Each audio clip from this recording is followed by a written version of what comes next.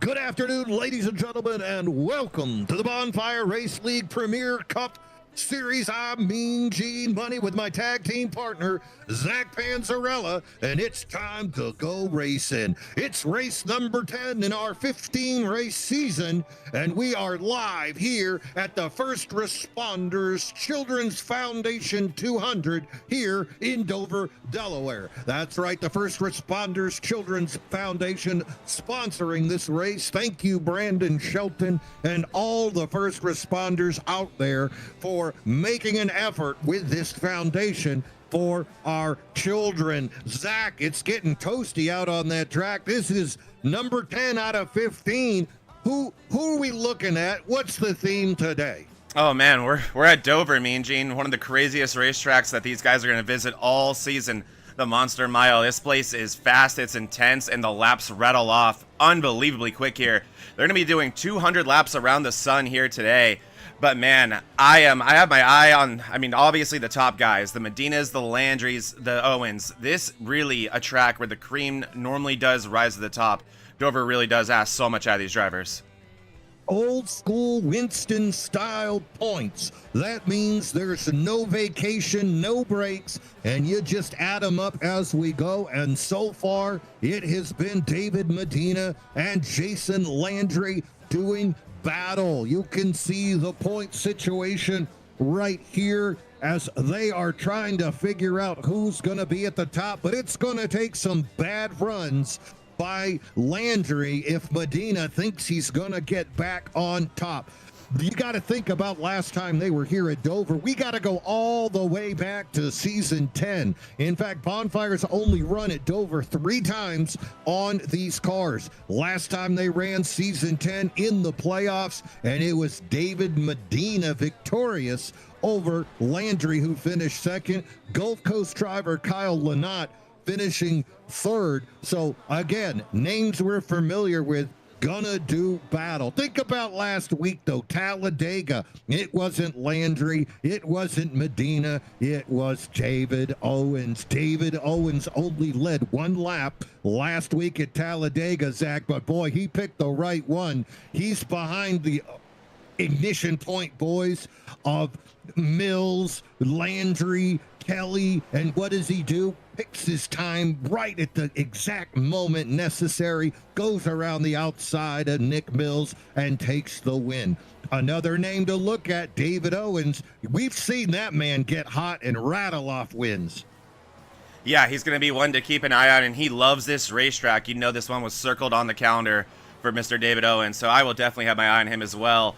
And yeah, that's all you got to do with those super speedways, right? I have 3 super speedway wins, and I have led 3 laps, Mean Gene. So I am very familiar with that strategy, and whatever works. So David Owens going to be one that will definitely be worth watching here today, but a lot of work to be done. Even for Medina, a nice, solid points lead here for Jason Landry. And like you talked about, this is the Winston Cup format here, so you got to get your points where they're available to you. And you can see right there, those bonus points for Landry have been the tail.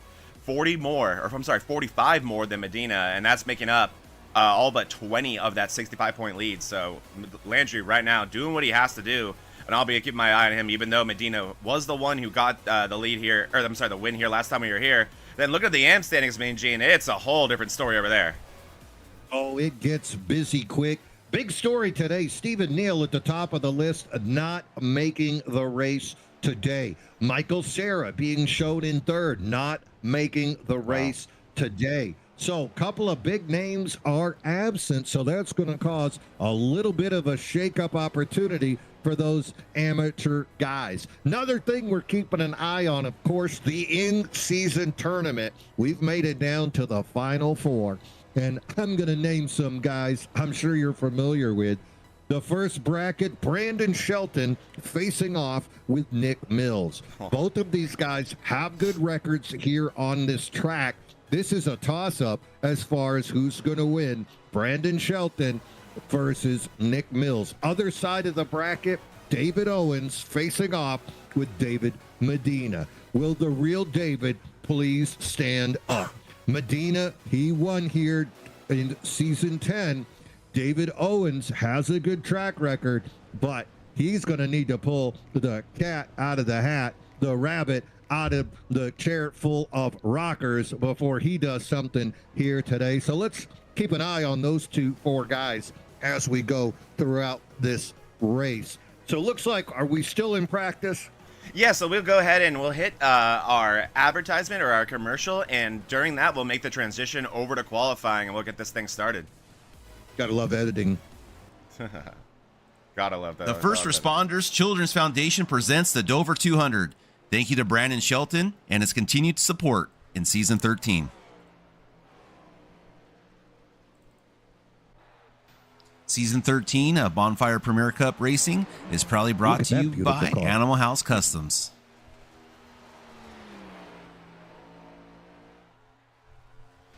Also a sponsor for Season 13, KK Woodscapes, bringing your virtual victories into reality.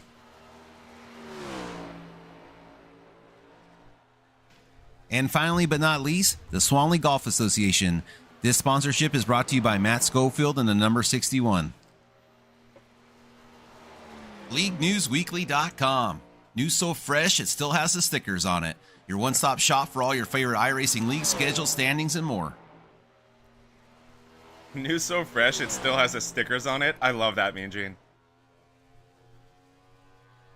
Oh, yeah, and that thing keeps on growing, too. That's that League News Weekly. Kevin Kyle, the main reporter, editor for that, and also trying to get some outside leagues in there with, well, a little bit of AI input, but a lot of data from the editor. That's League News Weekly, giving us updates on the Bonfire Race League as well as the Moonlight Racing League, the sister league. Right now, we're doing some practice. And the DDIRL. And DDIRL, that's right. All three leagues. Here's Joe Bennett right here making his way around. I believe this is Joe's third start. Joe rocking our fourth start, making that 101. Joe had a really good run last week, top 5 at Talladega. We're going to see what he can do in these short track situations. Ooh, he came to a quick stop. Oh, that was Owens right there. Looking like Owens wrapping up his qualifying effort right there. Yeah, he likes to do that. Brandon Shelton, he's one of the sponsors of today's race here, First Responders Children's Foundation 200. Brandon Shelton, of course, in law enforcement himself, laying it down for Folcom.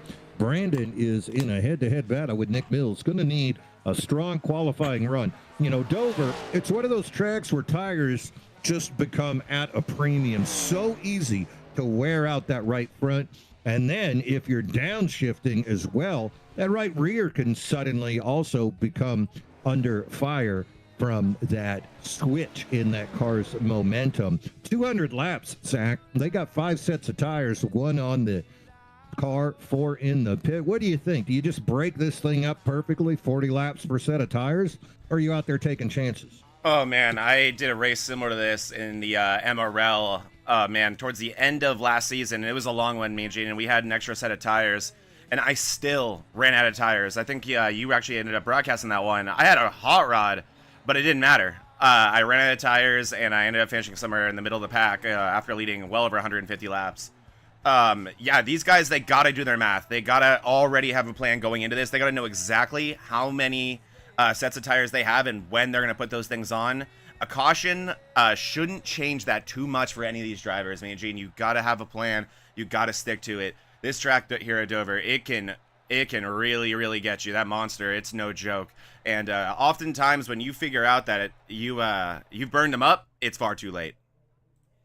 9-degree banking down the straightaways, 24-degree banking in the turns themselves. But these turns, they just seem to go on forever. Really easy to turn the car a little bit too soon, or even worse, jerk the car and find yourself down on the apron. Justin Malarkey now making a run out there.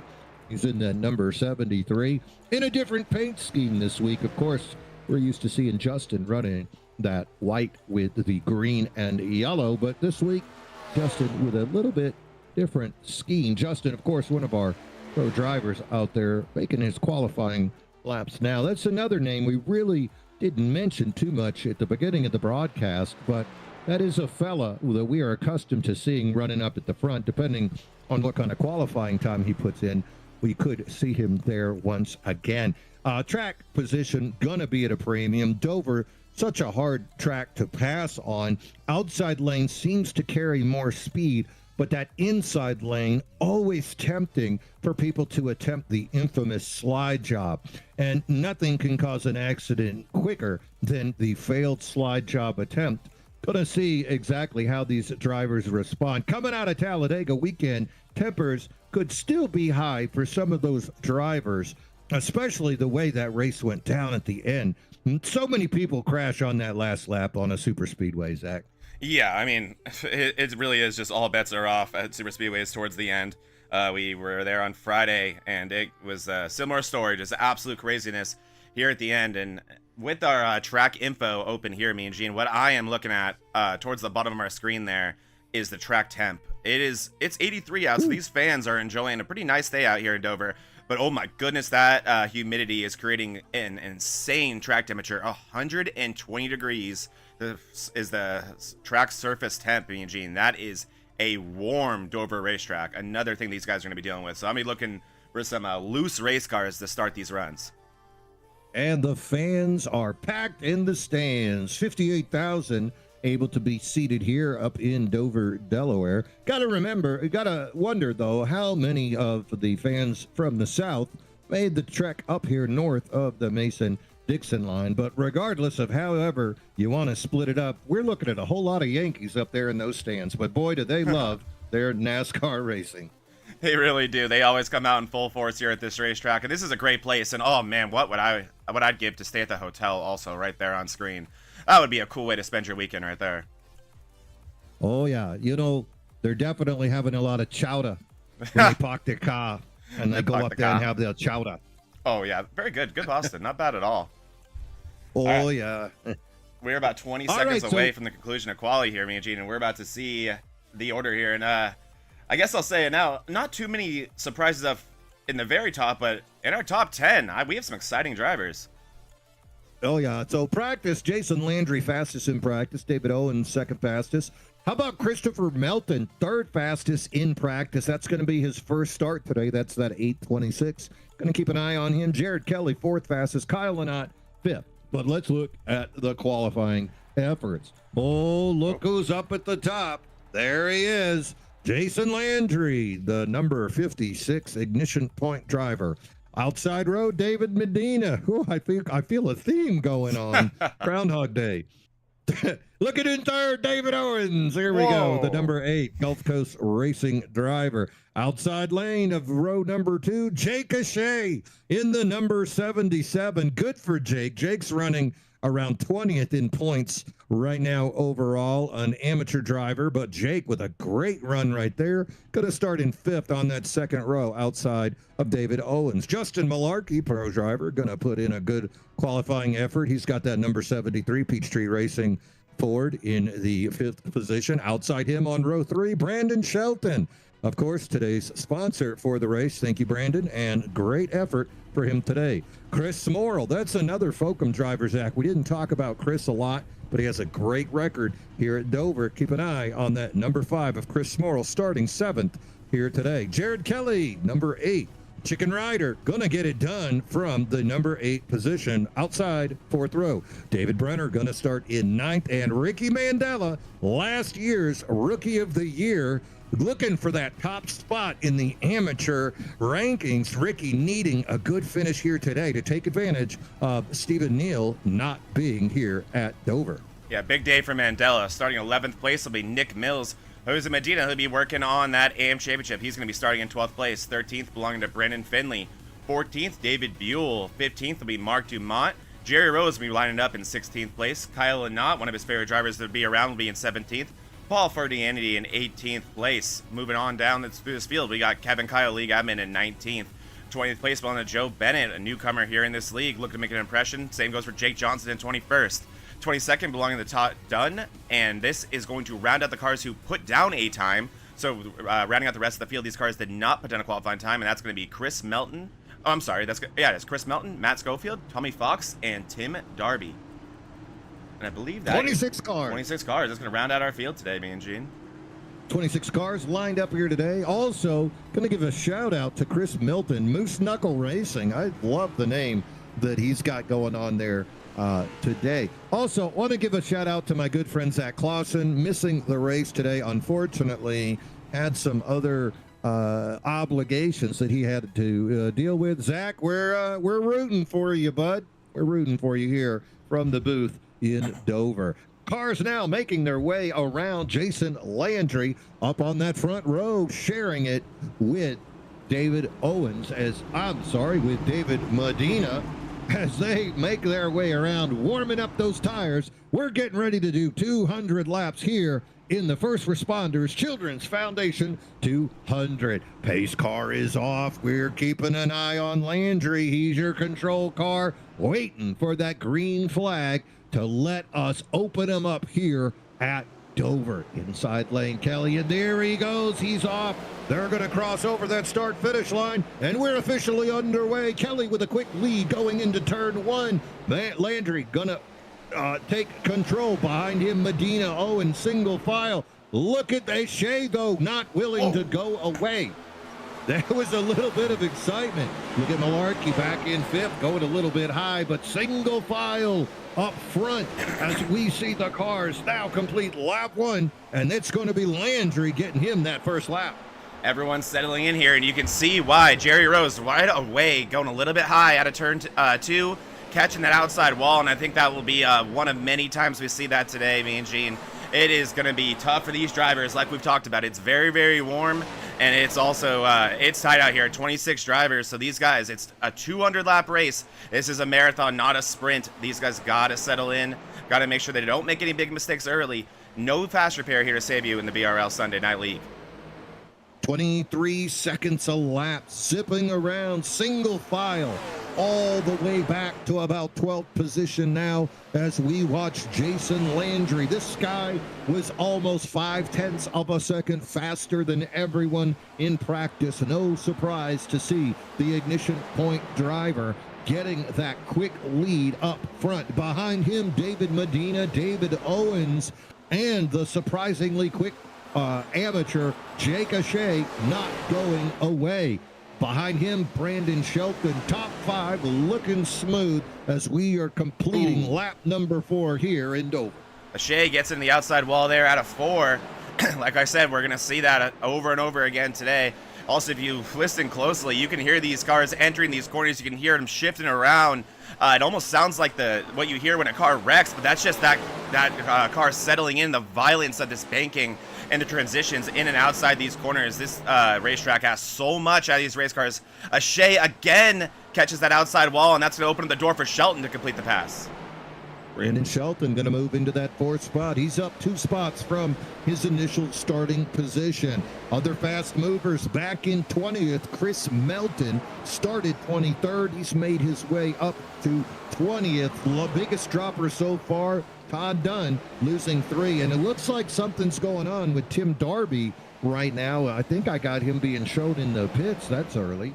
Yeah, he is. He's entering the pits right now. I don't see too much damage on that race car, maybe a little bit, but Tim Darby, early incident here, and no caution there to save him, so he will go at least 1 lap down here. Like you said, these are only 23-second laps, so it's easy to go multiple laps down here with a non-scheduled pit stop. Speaking of, it looks like he might have had a little bit of an incident with Jose Medina. Medina down 9 spots into the 21st position. That is the 54 car, the Marlboro Jose Medina ride. You can see there, getting his way back along, doing battle with Jack Johnson right there behind him. Joe Bennett right in front of him. Ooh, so we're getting a little wiggly. Medina now being forced to the bottom. Now, and you talked about shifting, downshifting. This is something that we're going to pay attention for these drivers. I've heard some of them talking about not shifting when they have some space around them. So not shifting, you don't have that quickness coming out of the turn, but it's going to spare your tires, wouldn't you say? Yeah, absolutely. I mean, every time you shift that car, it's going to put a little bit more energy, a little bit more weight on those rear tires to try to get these things to turn. It's really hard, in my opinion, to get these next gens to turn the way you want them to. We're riding on board with Jose Medina right now, and just like you said, he is alone, and he is using this opportunity not to shift. we will go ahead here to like Kyle Lynott. He is in the midst of that battle. Kyle Lynott also with a very aggressive driving style. We'll see what he's doing. Kyle Lynott also resisting that temptation to shift. Just using a little bit of a mini diamond there, letting the car drift up halfway through the corner and then drive back down it to try to get that drive off here. But man, you can just see me and Gene, these next gens, they don't love to turn. Oh, Kyle Lynott, he had quick times in practice and has a good record here, 3rd place in season 10. Poor qualifying effort for Lynott, and now he finds Gerald Rose in front of him. Those two got a history getting together 3 times at least, causing end of day for one of those 2 drivers. So a lot of fun here as we see these 2 guys, one an amateur, one a pro. Shouldn't even be close to each other, but here we are again watching these 2 guys going back and forth. Communication on the radio sounds like Rose is just going to let him go by, but it sure is fun to watch. Ahead of them, how about Mark Dumont, who's back on the track again? Always fun to see our French-Canadian friends making an appearance. Dumont currently running in 14th, and there it is. Pass finally made. Lynott gets around the amateur, sets his sights on our French-Canadian friend. Great racing here so far, Zach. No cautions. Yeah. Broadcaster jinx, maybe. As we are going to complete lap 13. You might be wondering what's going on up front. It's still Jason Landry. Medina only 0.2 of a second behind him. But as you would imagine, fastest lap on the track was Jason Landry. And last few seconds, though, top 5 seem to be having the same lap times. I think that's a theme we're going to see today, Zach. The tires going to wear out very quickly, so you might only have 5 to 10 laps to put in your best lap times. Yeah, and then I think we'll hit that kind of evening out point, especially for the faster guys. Like you said, that top 5. You often do see that, those real raw speed, fastest laps that you're capable of, those pole-sitting type laps. You can really only get off in the first 5-ish laps, especially somewhere like here at Dover. From that point on, it does start to plateau out. It starts to even out depending on just how well you took care of your stuff. But you will definitely see that right now with our top 3. I mean, David Owens even keeping these guys in his sights. He is not letting them get away from him. He is only just over a second behind Medina right now. So it's not even that bad for Owens right now. If those 2 were to get together or get even to racing, I think Owens could close that gap real quick. And yeah, just to touch on Lynott and Jerry Rose real quick. It seems that way, Mean Gene, does it not? Whenever you're having incidents with someone throughout the season, when it's happened more than once, you just end up qualifying next to each other. You're always running next to each other. Whether or not you normally were before, you just always seem to find each other. As Lynott's going to complete another pass there and continue to move throughout this field. Not really fast in practice, so he must have had some incidents in qualifying that kind of pulled him back. Speaking of guys that were fast in qualifying, Jake O'Shea might have a little bit of damage on that car. He started in 4th. Now we see him running in 10th, fading back, and he's got that really fast rookie behind him. That is Brandon Finley. Finley really putting a mark on his first season since he showed up. One of the quicker guys we've seen so far, and now you can see he is looking outside of him. Up front, though, it's getting a little bit tighter. David Medina not willing to let the Canadian Landry slip away, and Funky Cold is trying to turn his drink into a victory. Yeah, you see Medina, he's starting to put down those hot laps. He's doing a great job hugging that bottom, and you can see it right there. He got just below Landry, showing that nose, starting to make that 56 a little bit nervous. These 2, the class of the field all season, just competing for that championship almost by themselves. So no surprise here to see these guys putting on a show here at Dover. And in front of them, they have the lap car of Todd Dunn. So we'll see if Dunn plays any impact with these 2 here. It looks like he's going to pull down and get out of their way. And Dunn's going to bring... Oh, my! Todd Dunn tested the integrity of the sand water barrels right there and found out they're not going to move. Yeah. Unfortunate for Dunn. You know, this is something that happens, Dunn in his first season here in the bonfire. You feel that tidal wave. You see that tsunami of Landry, Medina, Owens, Brandon Shelton, Duvall, those bigger names, Malarkey. Those guys are behind you. You feel that energy. You know they're coming. They're talking on the mic, and you don't want to be the guy that causes an accident. And it makes you mess up in the pit. It makes you mess up in the turn. And I think Todd Dunn right there just got kind of caught up in that moment. Unfortunate series of events there for Todd Dunn. Yeah, Todd Dunn deciding to duck down the track, and then maybe deciding, you know what, I'm assuming Todd Dunn maybe having some damage there. That's why he was as far behind as he was. So maybe deciding I'm going to duck it in now and get that fixed. But too little too late, it looked like, for Dunn, and made that decision, and right into the barrels he went. But you're right, Mean Gene. When you're early in your iRacing career, you're praying for those yellow flags to make these pit stops more simple, right? I remember when I was early on in this, the green flag pit stops were my least favorite thing. They just scared the crap out of me. So oftentimes you got to make those mistakes to learn in the first place, right? Well, I'll tell you who's not making mistakes right now is first-time driver Chris Melton, up 7 spots, didn't qualify, started in 23rd. Melton now up to 16th, looking really good out there. 24:09 is his fastest lap. That's pretty much what David Medina's fastest lap was. So you got to feel good for that rookie in his first race here today as he's moved up 7 spots. Another guy, of course, we just talked about him, Kyle Lynott. He's up 6 spots, currently running in 11th place, trying to chase down Brandon Finley ahead of him, who's up 3 spots. Other people struggling or succeeding, Jose Medina still down 7 spots in 19th, and looks like Paul Ferdiani down to 24th place, 6 spots down where he would like to be. 24 cars on the lead lap. Only Todd Dunn and Tim Tarby right now find themselves off of the lead lap. Oh, he keeps looking, but he just cannot get by. Landry and Medina continuing to have a solo shootout, almost a duel up here today. Yeah, I just can't quite get that pass, can't get the run. I mean, the thing is, too, me and Gene, that squeeze is so powerful here, so I think Medina may be thinking, if I can't complete the pass, maybe I shouldn't even go for it. But what I'm seeing here, and it looks like, oh, Medina's going to give it a shot here, but just can't get beside Landry. But this is allowing Owens to catch up. David Owens is now just about a half a second behind these guys. So clearly Landry slower than both Medina and Owens right now. So I think Medina, in his best interest, he's going to want to complete this pass sooner rather than later. Another thing to touch on, we also saw Darby re-enter the racetrack for about a lap, keep it below the apron, and then bring it back in the pits. So maybe got some damage fixed, but the team there not able to fix all the damage, and that car just not drivable yet for Darby. So might be the end of the day for the 13 as well. Monster of the Mile already collecting a few victims here, me and Gene. Right, there are no fast repairs here in the Bonfire Race League. You are watching the First Responders Children's Fouundation 200 live on Vortex? Yeah, we're in BRN, baby. On the Vortex Racing Network, I'm Mean Gene Money with my tag team partner, Zach Panzarella. Excited, the boys are back. The boys are back in town. It might be for only one race, but the boys are back in town as we are on lap number 30. Almost time to start wondering how your tires are doing out here. If you broke up all of the tires equally to distribute the load, it would be about 40 laps each. So we're kind of coming up on that window right now. You can make it 51 laps on gas. So next 10 laps going to be definitive for all of these drivers. Yeah, this is going to be a big moment for these guys, deciding when they want to pit, when they want to use those sets of tires.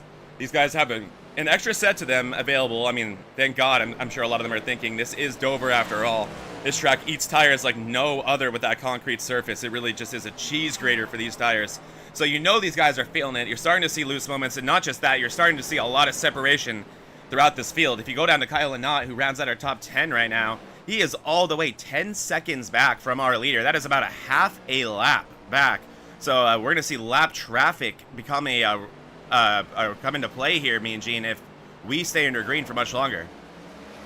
Yeah, looking at the lap times last lap, you can see 24:69 was turned there by Landry. As you look back, 25:23 by Ashay in 13th, 25:74 by Ricky Mandela. So you are starting to see that gap close a little bit. Most of that distance, of course, was established in those first 10 hot laps by these drivers, but it is inevitable that you're going to see these guys starting to creep up on other people. Right there, you can see going down another lap, the tied number 13, Landry. Now, Landry's got a little bit of more space between him and Medina. I wonder if he was saving a little bit of rubber for these last few laps before they go in for that first pit stop. Yeah, I do too. He is really pulling away from Medina out of nowhere. Medina got all the way to him, and now at a just seemingly suddenly it's about a second lead. So really impressive there from Landry. We'll see if he's able to continue to pull away, or if maybe something happened to David Medina there. We'll have to keep our eye on that, as here we go, lap 35 here at Dover. Yeah, I always assume it's something good happening and not something bad when you're dealing with these top 3, top 4 fellas. David Owen still trying to make a run of it, but boy, it's getting hard. Here you go. You can see Jake O'Shea. He has zipped all the way back to 17th now. Speaking of getting difficult. Yeah, and you can see him taking it up high. It looks like going underneath him. That's the 51 of Rose. Oh my, slide job right there by the second-year driver in that 51 Bellini's Restaurant Ford. Kevin Kyle going to make his. Look at his Shay. He's like another silver car. I know. You guys suck. Get these away from me. Something wrong with that 77, though. He's, as you see, he is married to that top line, and the reason why I think, Mean Gene, is that thing doesn't want to turn. So something not acting the way he wants that 77 too. And once those tires start to wear, it just compounds, wouldn't you say? And Darby is around and back in the pits, and that's actually going to bring out our first caution of the day, Mean Gene. Oh, that's unfortunate. We are under but that's yellow.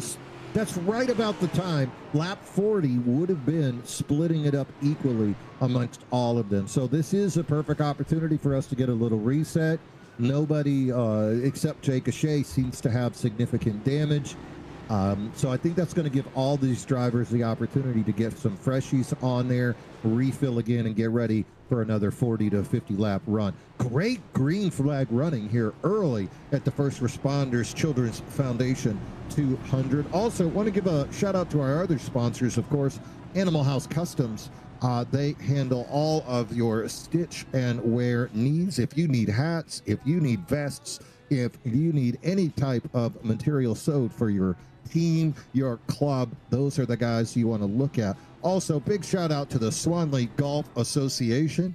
Thank you from across the pond, Matt Schofield being the head of that movement to give support to our broadcast. KK Woodworks as well. Kevin Kyle donating his time and efforts to provide trophies for our league and yours. Reach out to Kevin Kyle, KK Woodwork. Get a trophy for your league today. And DDI, Daily Drivers Inc. They sell merch, stickers, shirts, hats, and also sponsor a league on Wednesday nights. You want to run trucks? Come get you some. You can do that in the DDI Truck Racing League. Pit stops underway as we are under caution here at the First Responders Children's Foundation 200.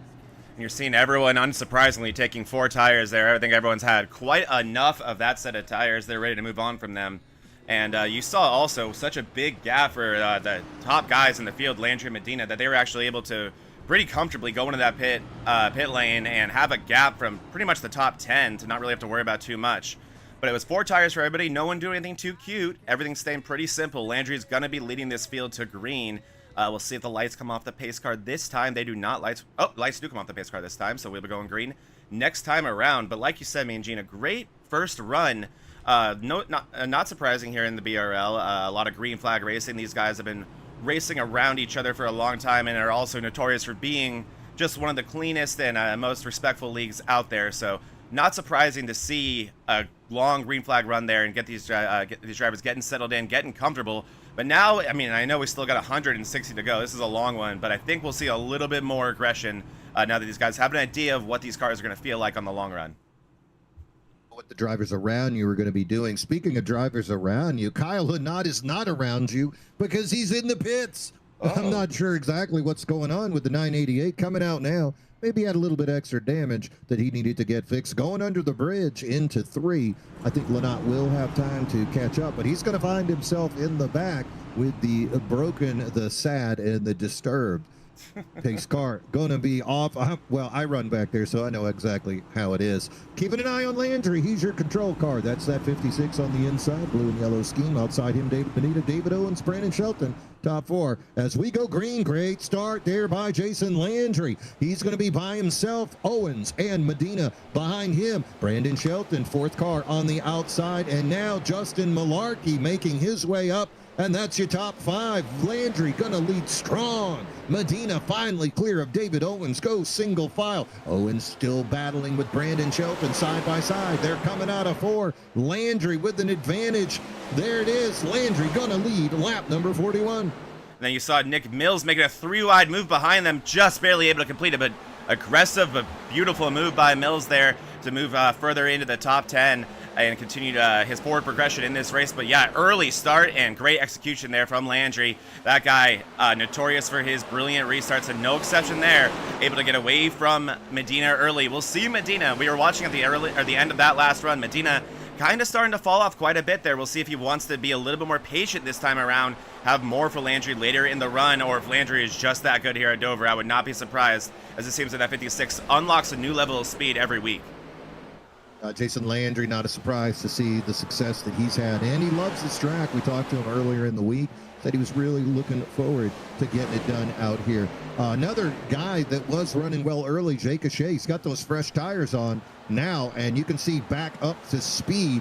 He is trying to make quick work here in a little bit of a log jam. You can see Dumont, Jose Medina, Jake O'Shea, Gerald Rose, that group there in the back. We'll have to see as they open back up. David Buell also part of that, right behind that Nick Mills and that 52, really 826 of Chris Milton. Well, I tell you what, that Milton's up 15 spots. How about that for an inaugural run?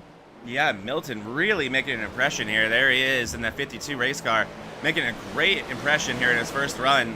Milton, I'm sure, is actually technically in the 826, but I'm assuming that 52 will be his number once he runs those required races to get that double digit. No? Oh, no, it will not. No. Huh? That's a special David number. Buell. David Buell's the league owner. You ain't getting that number. Oh, that's good. A good thing that's not confusing at all, is there's the other 52 of David Buell right there. It's only 2 cars behind. Looking in front of him thinking, what the heck? Maybe they'll get side by side and we can be like 52 pulls ahead. It's the 52. The 52 making number 52. Oh, we're close. Looking back in it, Dumont really doing a great job holding that bottom line, making battle with the real 52. Behind them, Jose Medina. He's made up for that poor start as he finds himself now securely in that 12th position, which is where he qualified. Jake O'Shea making battle. And behind them, Rose goes high. Going to open the door for Mandela. Slams it shut. Mandela, Kevin, Kyle. And that's what we're looking at in the back of the pack. Now, moving back forward. Oh, look, it's Kyle. He's moving his way back up again. Also, same with Jared Kelly. I mean, just like Lanai, it looks like another unscheduled pit stop by Jared Kelly under yellow there. Kelly also in the tail end of this field, where he was running in the top 10 previous. Oh, yeah, that is surprising. Jared Kelly, chicken rider, always done a good job running up in that top 5. Oh, Finley with an issue. Finley, that is surprising. Finley, one of our faster rookies, tapping the wall. That was something to see right there. Usually the 48 model of consistency, but this might not be one of his favorite tracks. And it's amazing, Zach. You know, you tap the wall, that affects your aero. Suddenly you've got to turn the car a little bit differently, and then your tires get hot. And as soon as your tires get hot, it is just a slippery slope of going straight downhill. Speaking of slippery slope, guess who Kyle Lynott is next to again? That's right, the 51. As they're going to have a party. God, just pass him and get out of there. Up ahead, though, you know, I'm really enjoying watching Dumont. Dumont seems to be having a great day. Haven't seen that French-Canadian out there in a while, so really enjoying to see all of these guys out here. We're on lap number 50. Only had the one caution from that single car spin. So I am super impressed with what we've seen from all these drivers here today. Seems like there's been a lot of courtesy given to these fellas, which after Talladega, you might not expect that. But here we go. People saying, you're faster than me. I'll stay high. You go on by. And that seems to be a good theme today. I think we should see some good green flag racing here today at Dover in the First Responders Children's Fouundation 200. Yeah, a lot of these drivers approaching this race very maturely, very patiently. Again, it's a marathon, not a sprint. We still got 150 to go. We still got a long way till we're even at the halfway point here, me and Gene. So a lot of good driving, a lot of respectful driving, like you said, by these drivers. When they have a car in front of them, or I'm sorry, behind them, that's faster than them, they're just letting them go on their merry way and living to see another day. And yeah, it's also, what's been curious to me is I've seen so many guys get tight, hit that wall. It looks like Medina, whoa, gonna get close to doing that same thing right there. Getting real tight on entry the corner there. But a lot of these guys getting tight, hitting the wall on exit, and just continuing to go on without any damage. But then you saw something happen to Finley that really seemed to mess him up.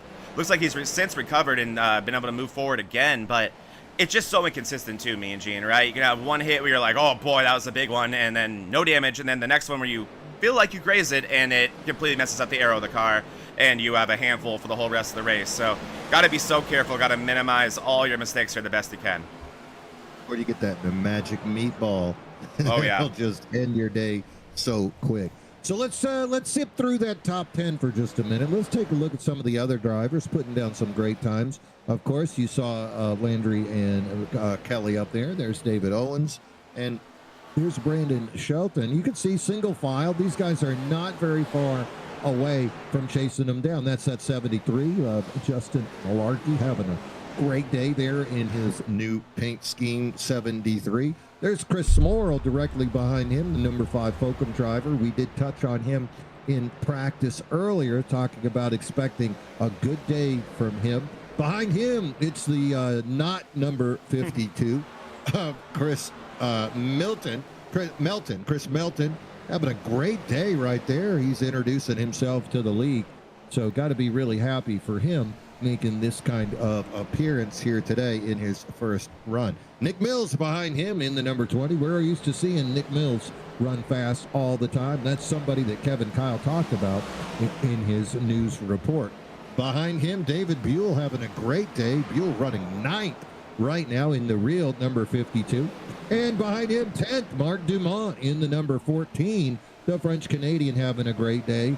Good to see Mark out there today. The 54 of Jose Medina running in 11th. Jose making his way back up through the field. Remember, at one point, he was 9 spots down from his initial, and he's battled back from that 21st spot. Good for Jose. And behind him, Kyle Lynott finally making his way through that back traffic after having that pit stop. Kyle in 12th, doing well as well. Ooh, look at that move there. I'm not sure if Buell let him go. Feeling the wall a little bit there as well. Yeah, that's one way to let him go by. Yeah, not too hard, but definitely caught the wall a little bit. These cars getting tighter, me and Gene. We are about, I'd say about 5 laps away from where they were anyway in that last run, right? Here we are on lap 60. That caution coming out on lap 37. So these guys, they're getting there. They're getting close to as old as these tires have been all day, and they're going to be in uncharted territory if we are to stay green here.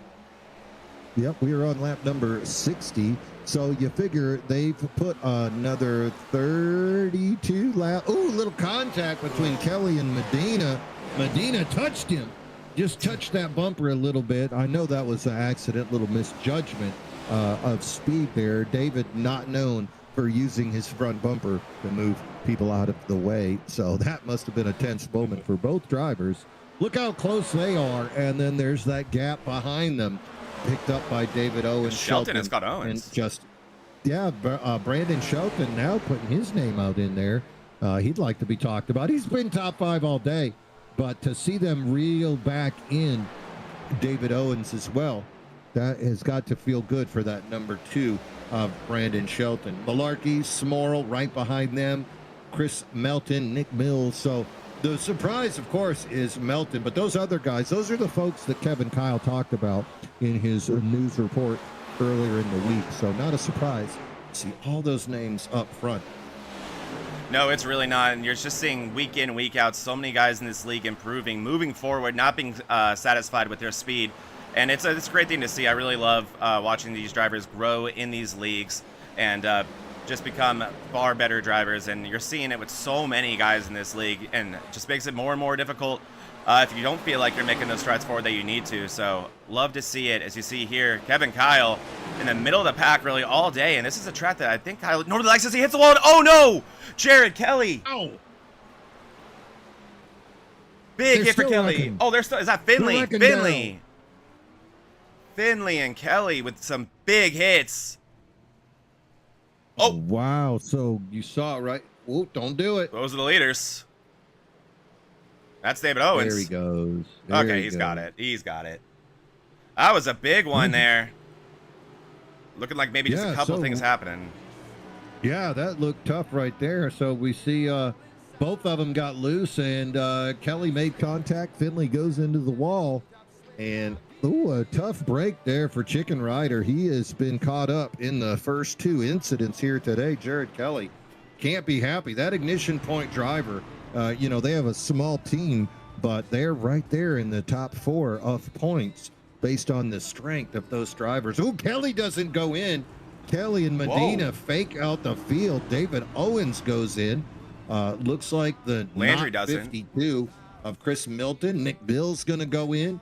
Jose Medina going to bring it down. So some names, bigger names staying out there. Look at that. Landry, Medina, Shelton, Malarkey, Smorrell.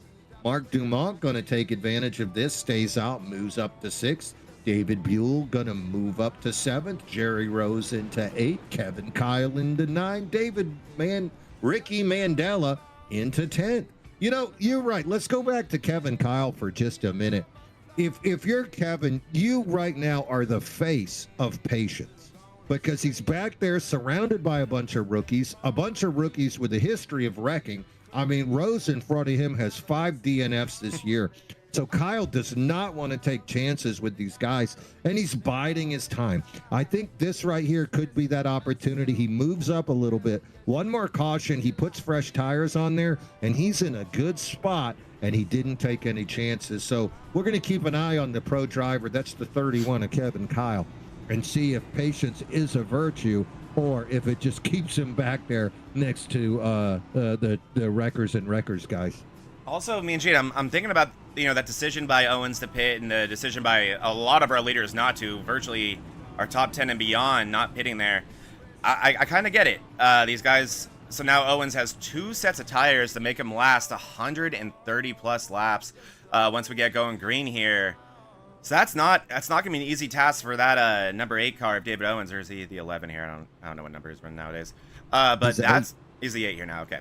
So that's going to be interesting for Owens to see how that works out for him. But I get that if you're Landry, Medina, Shelton, any of those guys, you want to hold on to those tires, not use that set unless you really feel like you have to. And not to mention those two, especially our 2 leaders, were a full 3 seconds in front of the field. So, man, even with old tires, they're probably faster than just about anybody here. But this is going to be interesting. Another thing that we got to really, really keep our eye on here, me and Gene, is the tire spin. A lot of cars not pitting here, and that means a lot of cars with 30 plus laps on those tires, and hopefully no one forgot about that when we get ready to go green here, and you have to stomp on that gas pedal, because I think we've all been here before, and we've all experienced that. In this track, that concrete surface, slipperier than most. I'll tell you what, other things, it looks like Owens, Melton, Medina, those guys took 2 tires or no tires. Looks like they had 2 tires. You're so right. Really interesting to see as they moved up, and they are the first cars that did pit, but they don't have the fuel or the tires. Here we go. Landry going to take off. Oh, and a little bit of spin. David Medina hits the wall. That was painful right there. That's going to open the door for Shelton and Smorrell to power through. Medina side by side with Brandon Shelton, but they're 10 car lengths back. Smorrell side by side with Malarkey, and then behind them, you can see Mark Dumont. Buell, Kevin Kyle. Kevin Kyle finally gets by Rose. Here comes Owens with a head of steam. Owens only has the 2 fresh tires, but that's going to get him by the sophomore driver and push himself up into 9th place. Landry, though, what a great start for him as we saw those tires spin on David Medina. And if Medina spins tires on a restart, anybody can spin tires on a restart. Huh. You're not kidding me, Gene. That's one of the most uncharacteristic tire spins I've ever seen. I mean, I brought it up, but I didn't think it would be David Medina. That was shocking. But he did pay for it. He did keep that 2nd place. But yeah, it's a full second back to Landry now. He did a great job getting it going. And here in the middle of the pack, you're seeing just different strategies, different sets of tires, different fuel loads, and a lot of guys that don't really have the patience they had early in this race. Owens, I think, probably thinking he gave up that track position for no reason, trying to get it back as quick as he can. So absolute craziness throughout this field right here. As Lynott gets into Kyle. Oh no! Into Jerry Rose, of course. Yep, Rose gets into it. The Not 52 gets into big it. hit for Mills. Wow, looks like a lot of pain out there. Kyle Lynott making contact with Kevin Kyle. Got him loose, and then Rose. And we have another wreck. Oh my goodness! Rose and Melton. Who is the Not 52? Oh no! And now we're I think we were actually under green at first there, Mean Gene, and that incident was what ended up giving us the yellow flag. And Melton is very much done. Wow, big contact right there. Yep, I'm hearing on the radio now. Contact between Lynott. Lynott went into Kyle. That caused Kyle to get loose. Rose drove into the side. He clipped him, broke the toe link, and that meatballed Rose. Rose under speed, still on the track, and then Melton pounded right into the back of the broken car of Rose, and that contact is what finally brought out that caution. So the Lynott-Kyle incident kept us green, but the 51 was broken off speed, and then Melton hit him from behind. Nothing Melton could do there. I mean, how do you know that the car in front of you, especially when there's 3 or 4 cars in front of you like that, you can't know he's off speed like that. Unfortunate event there for Melton. Hopefully he can get that thing repaired. Just a brutal situation for Melton. I'm sure Kevin Kyle very, very happy about that. He needed that yellow flag after that incident with Lynott. He got full on turned around on the front stretch. I can't believe that didn't bring out the yellow. But that would have been disastrous for the driver of the 31 right there. So Lynott going to live to see another day there. And speaking of speaking of Kevin Kyle, me and Gene, let's, while we have some time, let's hear his pretty voice real quick. The First Responders Children's Foundation presents the Dover 200. Thank you to Brandon Shelton and his continued support in Season 13. Season 13 of Bonfire Premier Cup Racing is proudly brought to you by Animal House Customs.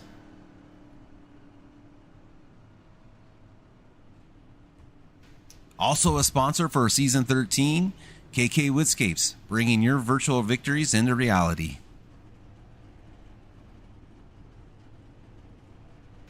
And finally, but not least, the Swanley Golf Association. This sponsorship is brought to you by Matt Schofield and the number 61. I've got to be honest with you, me and Gene. I've never heard the phrase "finally but not least." I've heard "last but not least." I like it. It's a Kevinism, so I like it.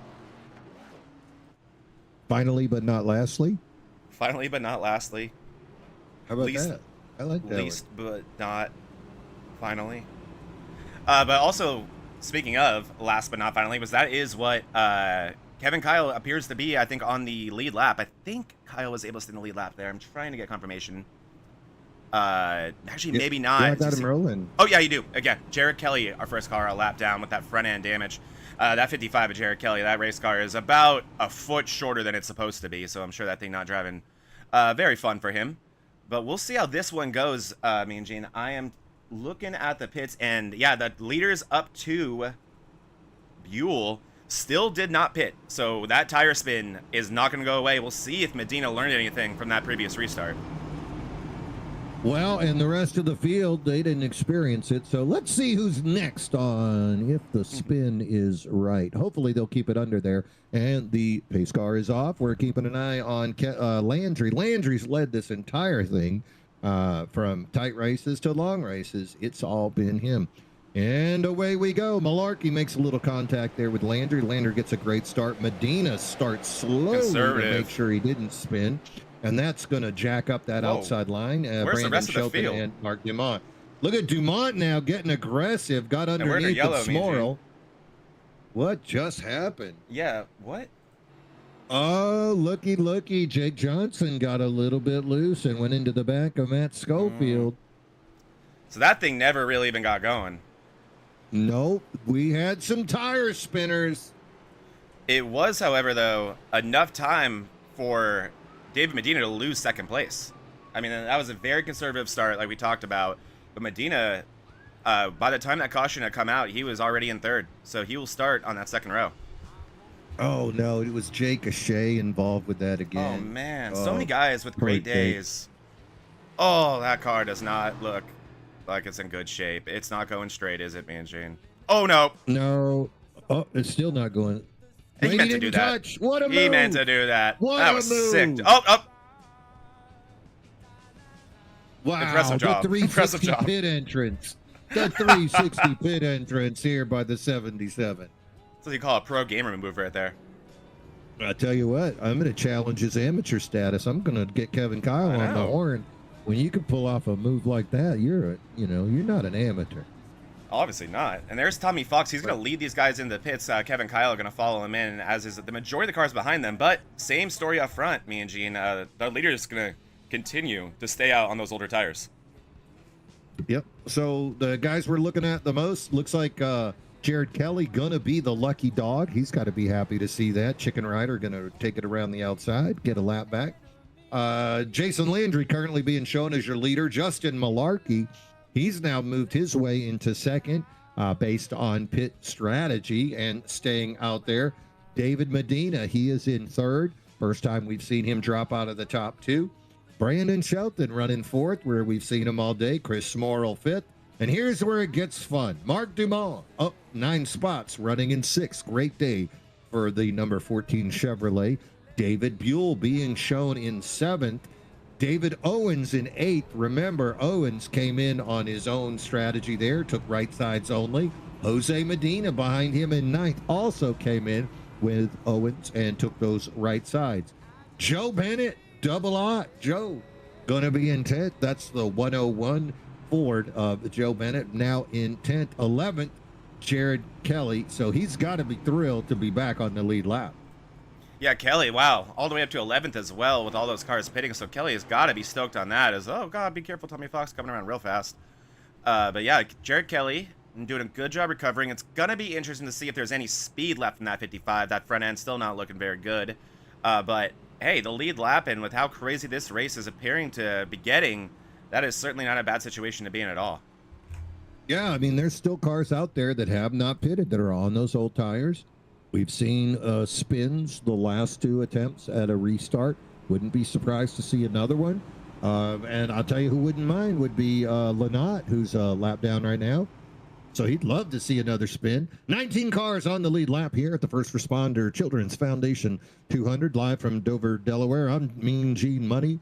Zach Panzarella in the booth. Proud to bring you this action from the Bonfire Race League Premier Cup Series here live on the Vortex Racing Network. Jason Landry, he's led this entire thing, and we continue to see him be the dominant car, the Ignition Point 56 Toyota of Jason Landry. Outside going to be Justin Malarkey. Second row is going to be David Medina and Brandon Shelton. Waiting on Landry, he's the control car on the inside. Let's see what he does with it this time. Malarkey's tight. Away Landry goes. Malarkey oh no! Hits the wall. Oh no! He spins. Boom! Shakalaka. Oh! Oh, and he taps Medina's Ferdiani back there. Yeah, that was Ferdiani. David Owens loses his mind. He's yelling in the radio. I love it. That never happens. No, look at Owens telling everybody they're number one. Wow. All right, so 3 cautions in 3 restarts. The old tires strike again. Lynott's not sad. He should get that lucky dog back. Yeah, that's great for Lynott. No laps at all. I mean, no racing at all, really. I mean, we barely went green there. And, yeah, Malarkey just grabbing a handful of gas. We've talked about it so much, me and Gene. Probably will not be the last person to do that today, but oh boy, Malarkey, certainly the worst. That was a horrible situation. And you could tell once that thing left him, it was gone. There was nothing that 73 could do. No, and then contact behind as the other cars kind of smacked into him. Quite unfortunate. Hopefully not the end of the day for the 76. Oh, here we go. Landry's seen and Gonna fakes it again. Oh, barely makes it back on the track. Jeez, he Hey, missed look who those doesn't barrels. fake it again. David Owens. David Owens comes in again. Oh, man. So I'm assuming Owens, a little bit of damage. I don't see anything on that 8 race car, but I'm assuming to be that upset, likely having some damage, because that would have been a good thing for him. So Owens, maybe he needed yeah, a little Valium. maybe. There's Malarkey pulling out. Malarkey back on the track ahead of the pace car. Hopefully he can keep that number 73 Ford rolling around. Car making their way at around 40 miles an hour here under pace behind that lead car.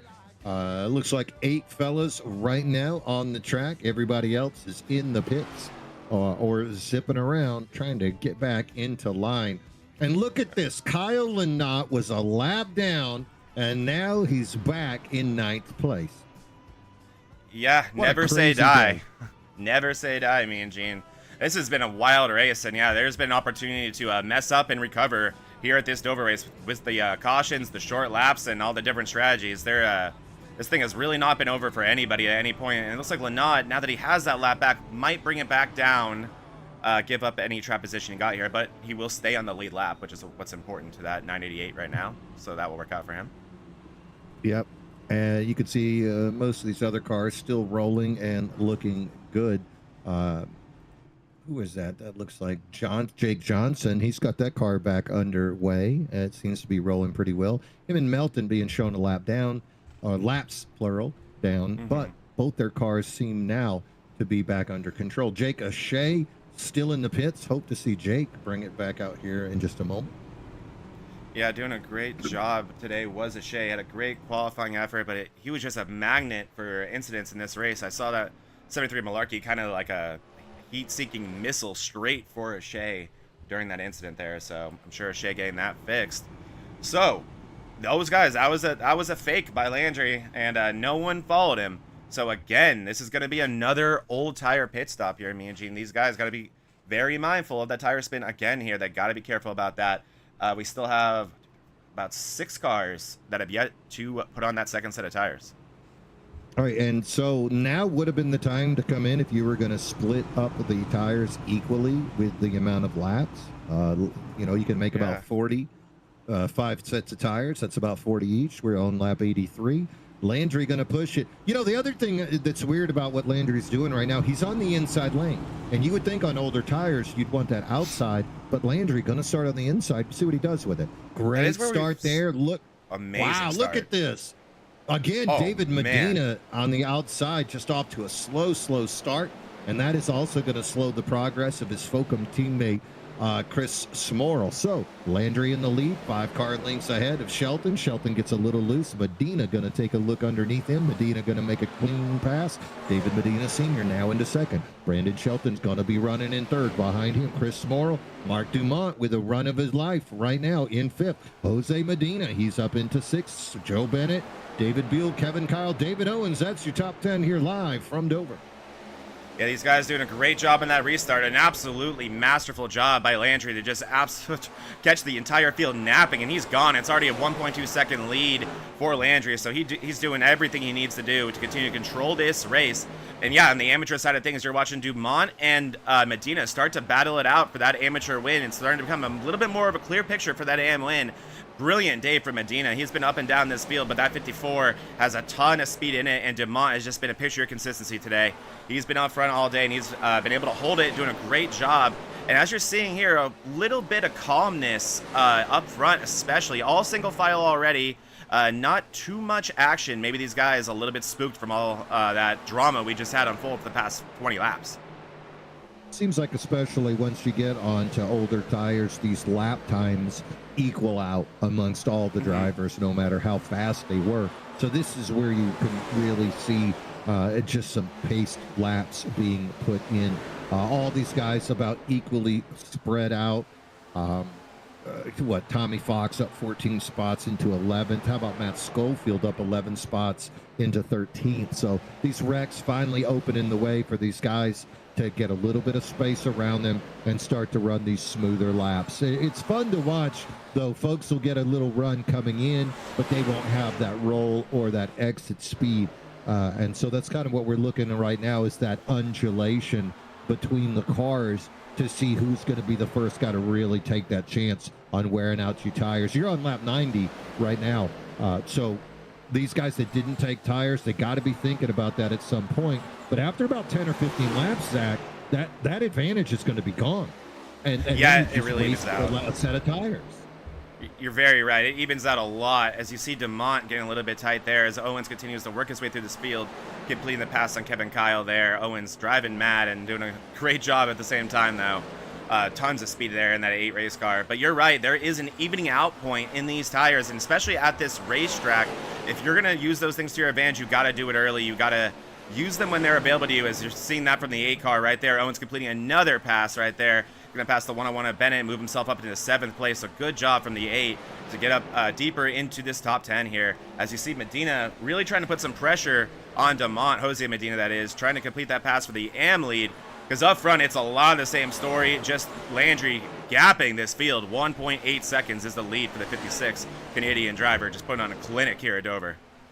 No surprise, 0.5 of a second faster in qualifying for Landry. And you're right, that battle we're looking at right now is that AM battle between the 54 of Medina and the 14 of Dumont. Medina going to peek that Marlboro 54 down low.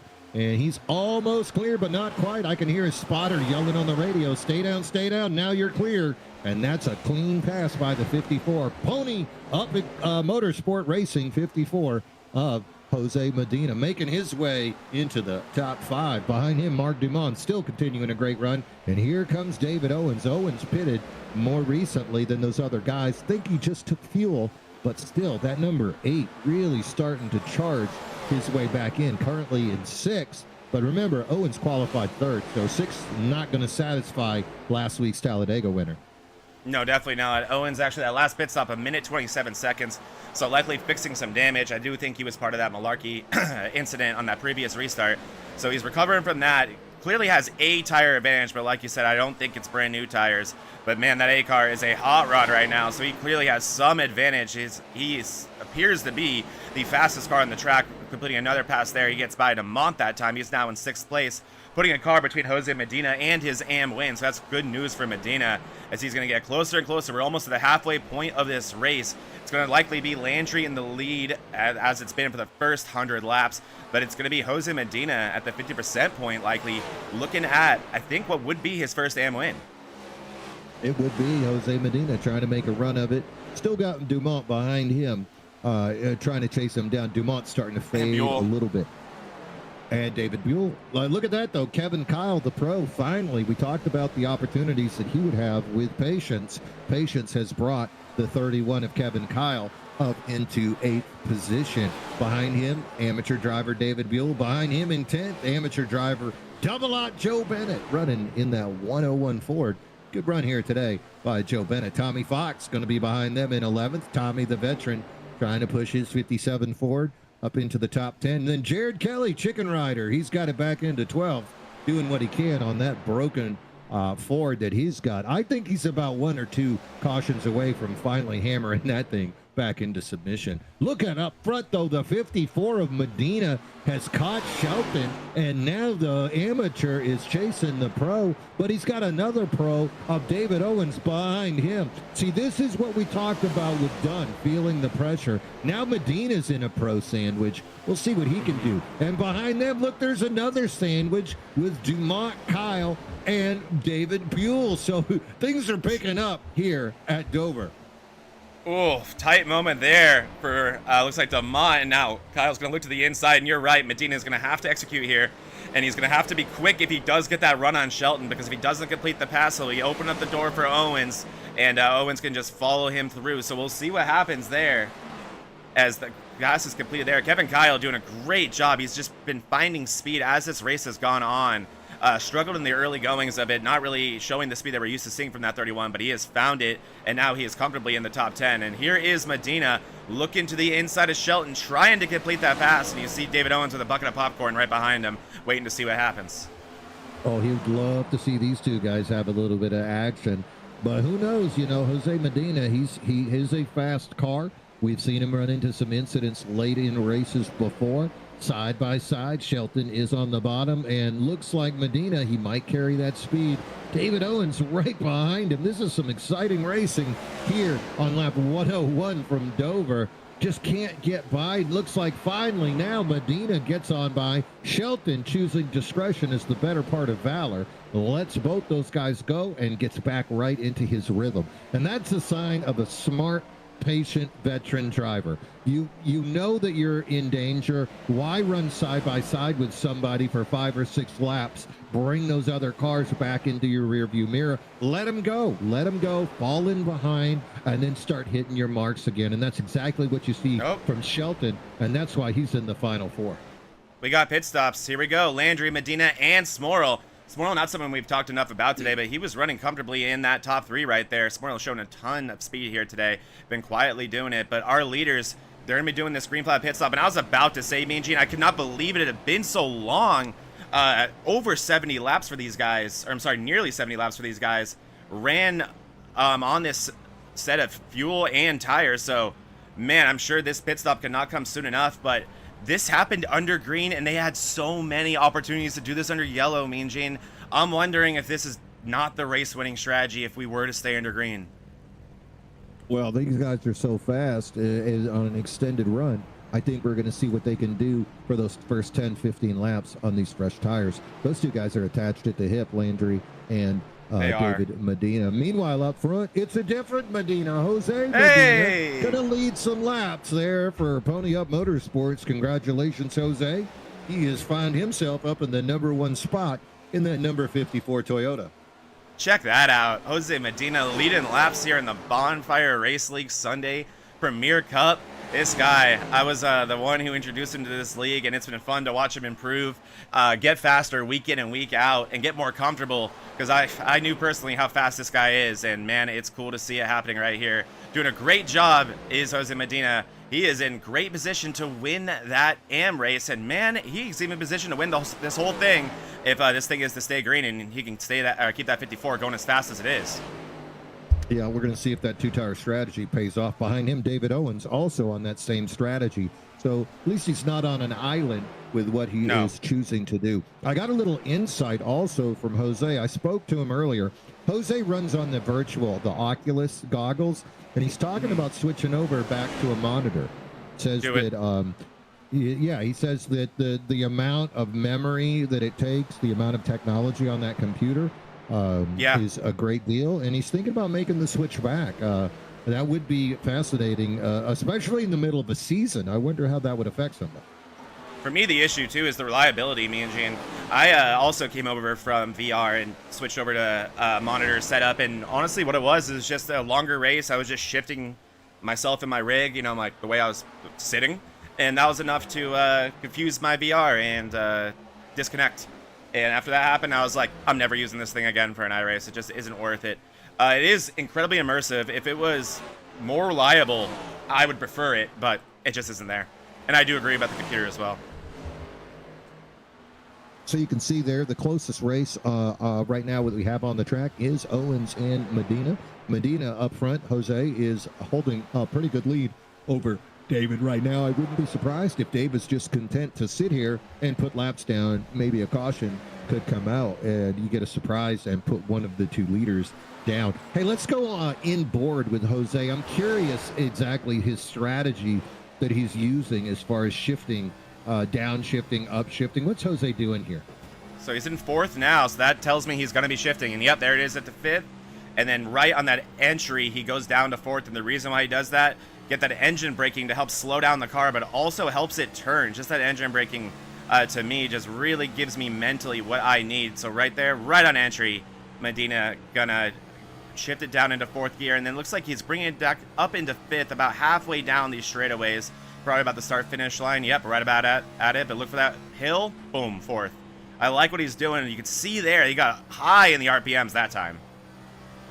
Well, and look at how steady he is with that wheel. He's making that turn, but he's never really going beyond that 10 o'clock mark, that 10:30 mark. It seems like he's got that spot, stays on it, but that apex, like where he makes that turn, he's low, he's covering as little amount of track as he can, and with that small amount of input, you know his tires have got to appreciate that. So really smooth driving right now from Jose Medina. Looking at his lap times, he also is one of the quickest guys that's on that set of tires. Of course, Kelly and Landry being on those freshies, laying down amazingly fast laps, but Medina is only 3/10 of a second off of those guys on fresh tires. And then behind him, you have a totally different story. This is on board with the 8 of Owen, second place car. He's committed to 5th gear. He's just a little bit more disciplined on his entry, just backing up the corner just ever so slightly more than Jose is. It's allowing him to kind of just run the corner with a little bit more momentum than I think Jose is, but man, that 54 can really dive it in the corner. You see it right there. It's making Jose just so difficult to pass with how hard he can enter that corner, and his drive-off really isn't sacrificing too much either. So 2 different ways to attack this racetrack that you're seeing. Also, Jose to the bottom so much earlier than David is. Yep, great run by both these guys right now, trying to come up with a different strategy to combat the speed of Jared Kelly and David Medina. You can see Brandon Shelton, he did go into the pits, but his car should be a little bit quicker. You can see him right now there behind David Owen, starting to make battle and get through there. Other cars now starting to think about laps. Let's take a look there at Landry.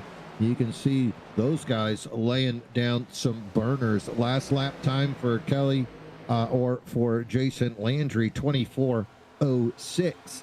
Meanwhile, Jose Medina, 24:52. So almost 5/10 of a second difference in the speed between those cars. Again, Owen so close to Medina, but it doesn't look like he wants to take a chance. I think he's content with the lap times that Jose's putting down. Yeah, it does seem that way, because Owen just blasted through the field to get to Medina, and ever since he got to Medina, it was 8th place at the time. He's just kind of hung out there. He's been content to hang out. Oh man, I don't think he's content to be behind Shelton though, as he's trying to get around that 2 of Shelton. But yeah, Owens has been very, very patient here, and just been logging those laps, maybe thinking about the grand scheme of this race right now, and trying to make sure that he's in position to have fuel and be in position to win it as we get towards the end of it. Well, 82 laps are remaining, and he last pitted on lap number 83. So we'll see. He's going to have to pit at least one more time, probably 2. We'll just have to see what kind of strategy he has. Jose Medina continues to be your leader. David Owens just 4/10 of a second behind him. And then there's a gap behind them to Kevin Kyle, David Buell. Up front, you can see Shelton now getting one of his laps back. That's Brandon Shelton. Chief sponsor of today's race. You are watching the First Responders Children's Foundation 200 live from Dover Motor Speedway. I'm Mean Gene Money. Zach Panzarella in the booth with me here on lap number 121. David Owens now going to take over the lead. It's his turn to lead some laps. Jose Medina let him go right on by. A little bit of cooperation, and it's been a gentleman's race. We've seen a couple of incidents today. 2 cautions from accidents, and then 3 spins on those restarts. But other than that, it seems like the faster cars have been able to make their way through pretty cleanly. The drivers being smart to open the door and then get back behind the car as quick as they can to continue to make those fast laps rather than allow slower cars to catch up. Jose Medina is going to bring it into the pit. Medina, he led a few laps there. And that's going to put him back on that strategy of 40 laps per set of tires. Good run there by Medina, and that also allowed him to lead some laps. If you're that Pony Up Motorsports team, you got to be really happy with what Jose's doing today, especially considering Buddy Sully leaving the series and Jax Duvall a no-show today. Yeah, that's huge for that team. Jose Medina doing what he needs to do to stay in position to have a chance at this win and to lock up that AM win, his first of the season. So Medina, picture perfect so far, but it's all about execution now. We are having our longest green flag run of the race right now. These guys are looking like they're getting settled in. Oh, as Nick Mills gets loose. Look at that. Not what the 20 wanted to see there. Nick Mills, he's loosely affiliated with Ignition Point Racing. down on the apron, trying to milk that number 20 around, going to bring it into the pit. Not the way talk he about a wanted to commentator's enter, curse. though. Talk about a commentator's curse, me and Gene. My bad. They're settling in, and Got right him. when I said that, Nick Mills gets loose. Into the wall, the 20 goes. Rough day so far for that 20 race car, but not too bad there as you see some intensity here. So there is still action if you look hard enough on this racetrack, but it's looking like, especially with as attrition continues to set in this race and the numbers dwindle down, this race is obviously more likely to stay green now than it ever has been. So it's all about execution right now, and I'm very, very curious to see if we are to stay green, where Landry and Medina, David Medina, cycle through. Yeah, you can see right now we've got 8 cars on the lead lap. First car lap down is Jason Landry, Medina behind him, Smorrell, Shelton, Dumont, Jose Medina, Brandon Finley, Matt Schofield. So that little group right there of 8 cars is 1 lap down, and then there's 8 cars on the lead lap. I would assume all of them, though, are going to need to come in for a pit. Lap 73, the last time Double Ott Bennett came in. Lap 81, the last time David Owens came in, as well as all those other drivers. And then the lap 82 for Kyle Lynott. Oh, what a move there. Jose Medina, light contact with Mark Dumont as he makes his way around him. That one was for position as Medina now finds himself up into the 13th place. But you're right, Landry, the first car a lap down, running in 9th. Ahead of him, all those fellas you assume are going to need to come in for fuel sooner or later. They all pitted around lap 70. We're on lap 127, so that's 50 some odd laps of green flag racing. Yeah, it should be any lap now. I wonder if these guys are trying to stretch it, trying to make it so they can make this their last pit stop. I don't think that's going to be available to them. I think they'll probably have to pit before that becomes a possibility, but we'll have to keep our eye on that. And another thing to hit on, too, is Medina and Landry. Man, how lucky have they gotten, me and Gene? These guys have been a lap down due to virtue of having to pit under green for well over 30 laps now. I can tell you, whenever I have that much speed and I have to pit off cycle like that, I always get the caution. I always end up being stuck a lap down. Man, this whole time, that race could just get ruined for the 56 or the 9 if there is a caution at any point, including right now. So these guys, and we have the screen on Owens right now. Let's see where Landry is. Oh boy, he's a full front stretch back, so it's going to take him a long time to get that lap back the hard way. So Landry needs to continue to hope that this thing stays green, because that would just destroy the race of our early dominant cars here. Yeah, he ran a 24.39. Landry did that last lap. David Owens, our leader, ran a 24.95. So you can see almost 0.6 of a second faster is what's happening with Landry. So he, at some point, he will make up that gap. So I don't think it's going to hurt him too bad that he was pitting under green. The question is, though, can Owens, Kyle, Buell, Tommy Fox, could one of those guys stretch this thing out a little bit farther? If I was going to say any of them would be, it would be Kyle Lynott. We'll just have to see how that works. As far as where Landry is on the track, though, only 4 cars actually have him a lap down. So he's trying to make up that gap. He's got David Medina about 8 car lengths behind him. So these two continuing to be the fastest guys on the track. If you're going to beat them today, you're going to have to come up with something crafty, and that might be what we're seeing develop over in that Gulf Coast racing team as they're trying to get something out of it. But the speed of Landry, I mean, especially at this point, if we continue to go green, I wouldn't be surprised if he caught everybody. Yeah, and Owens' speed as well has decreased dramatically, and yep, that is what I wanted to see, me and Gene.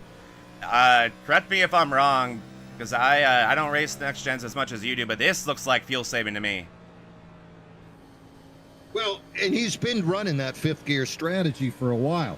But we talked about that in the beginning of the broadcast. You know, when you're downshifting, you're putting a lot of that pressure on that right rear. When you keep it wide open, you're putting a lot of pressure on that right front.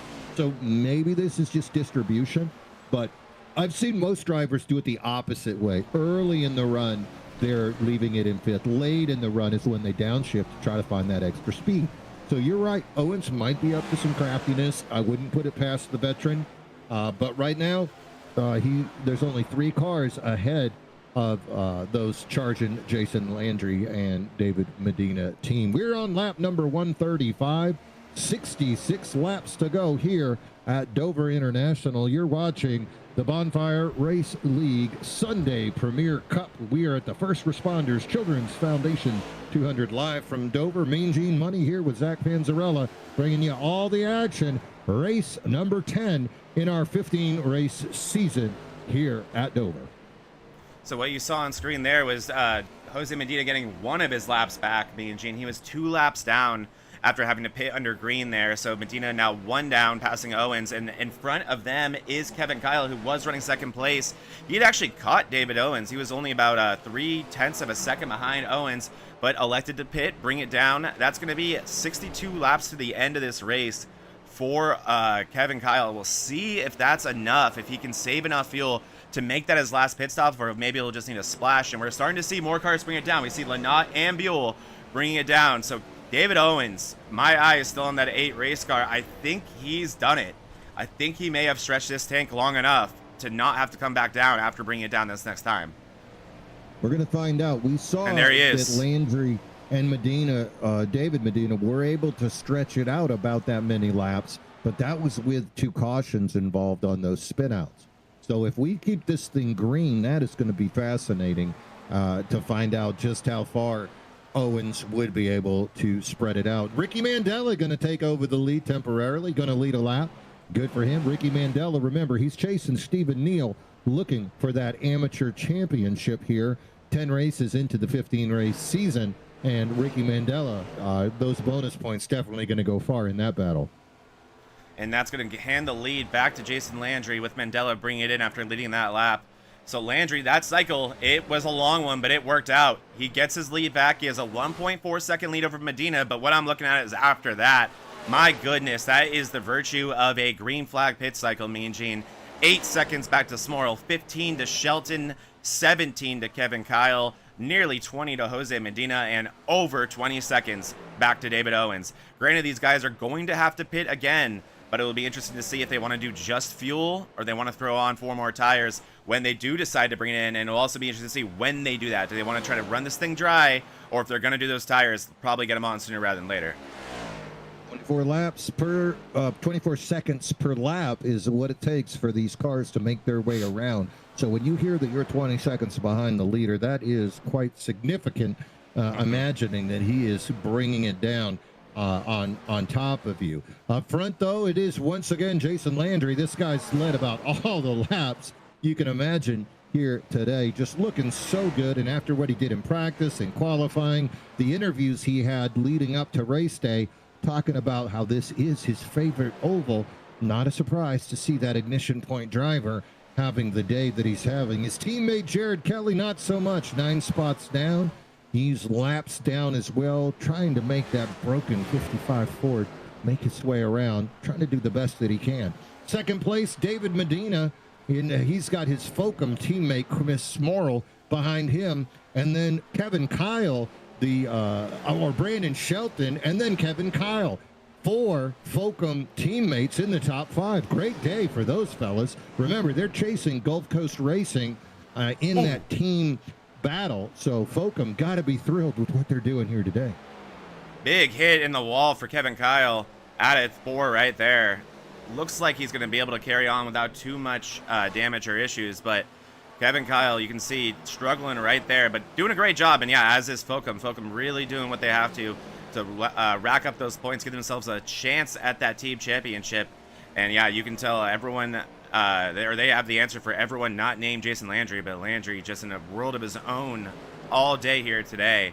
But nonetheless, a great day for Foucault. And yeah, this often a racetrack that you see the faster guys look forward to, have circled on their calendar. Dover just definitely one of my personal favorites as well. This track is so much fun, Mean Gene, and part of the reason that makes it so much fun is because it's so damn difficult.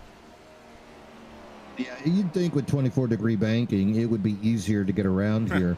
But those turns just seem to go forever. And it is really an easy trap to just make that final turn a little bit too soon. You got to find that great angle, hold that wheel just at that right degree to cruise around. Some people trying that diamond technique, but others, you can see Landry, how low he keeps it there. Not diming it at all, but instead just choosing to cruise around at a specific speed and angle. Landry now, that gap, 2.8 seconds. And then you got to go all the way back 10.5 seconds to find Smorl. Kevin Kyle going to make his way around his teammate Brandon Shelton. That is the battle for fourth. Shelton now in fifth, and then Medina in sixth. And David Owens once again trying to chase down Jose Medina. So Kevin Kyle, he's actually on fresher tires, significantly fresher tires than pretty much everybody around him, including Shelton. So not surprising that he was able to complete that pass and start to drive away. About 30 lap newer tires for that 31 car of Kevin Kyle. So we'll see how much he's able to take advantage of those. We've talked a lot about the evening out point, and I'm sure that'll be coming around for Kyle pretty soon, but 30 laps is very significant at this racetrack. So that would be a great thing for Kyle to be able to use to improve his position. We'll see. I'm just so curious about what the situation really is here for Landry and Medina and what their plan is if this thing is to stay green. Well, they pitted on lap 102. You know they're going to have to come in again. You're right. Kevin Kyle, lap 134. Can he push 67 laps out of this fuel tank? It's going to be awful tough. Behind him, you can see David Owens. He pitted on 138. So can he push 63 laps out of it? Can Tommy Fox push 65 laps out of it? We'll just have to see. Other guys, look at that. Brenner, Dumont, all those guys at around 137, 136. But the other thing is, Zach, sure, I could drive around the track at 40 miles an hour and make those many laps. You know, it's not a problem. But with the speed of Landry, that guy's going to come in probably, going to have to at least take the right side tires. You can't think that you're going to run 99 laps. Right. On the same set of tires here at Dover, at least not with some serious detriment. You know, I put in 37 laps here, and I was at 45% on that right front. Now, I'm no Jason Landry, but I would imagine you're still going to feel that detriment because it gets longer and longer. The longer and longer you run, that tire wear just gets a little quicker and quicker.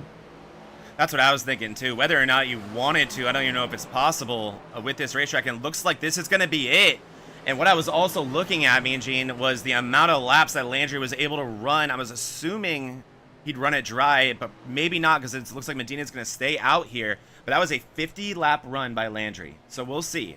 The longest that these guys can run will answer our question about if Owens can make it or not, right? So if Medina can make it another 10 laps, then we know Owens can. But if Medina can't, if we see Medina bring it down in the next lap or two, that's not a great sign for the 8, and that is going to be what happens here. Dave Medina and the 9 race car are going to bring it down one lap later than Landry, so he will get a little bit of extra time on track there, but it shouldn't hurt him too badly. And that's going to hand the lead, I believe, to Chris Smorl. Is going to bring it out, or going to stay out for one more lap as well. Chris Smorl pit on the same lap as all those guys, so he pit on 102 as well. So this is lap 53 for this run for Smorl. And you can tell by him hugging the bottom there, me and Gene, I think it's going to be this time around for Smorl as well. Yep. Down into the pit. That's going to turn the lead over to Kevin Kyle. Kevin Kyle last pitted on lap 134, so he's going to be able to run another 40 laps or so before he's got to make a decision. Don't think he can push it all the way down, though. Jose Medina, he pitted on 122, so wouldn't be surprised to see Medina here coming in relatively quickly. Again, breaking it down to about 40 laps for each set of tires. It seems like Medina has been on that conservative pace after his 2-tire pit stop earlier. But right now, Kevin Kyle, he's going to lay him down some laps as well. A lot of bonus points going Folcom's way. I think all those Folcom guys led a lap here today. Yeah, great points day for Folcom. Not only in running position, but yeah, and again, those bonus points, leading laps, spending time up front. These guys doing what they got to do. But yeah, this is going to be the very, very fascinating part of this race. Because not only... I agree with you, me and Gene. I don't think Kevin Kyle can make it, but he doesn't need to change those tires, right? Like, especially if he runs this thing dry.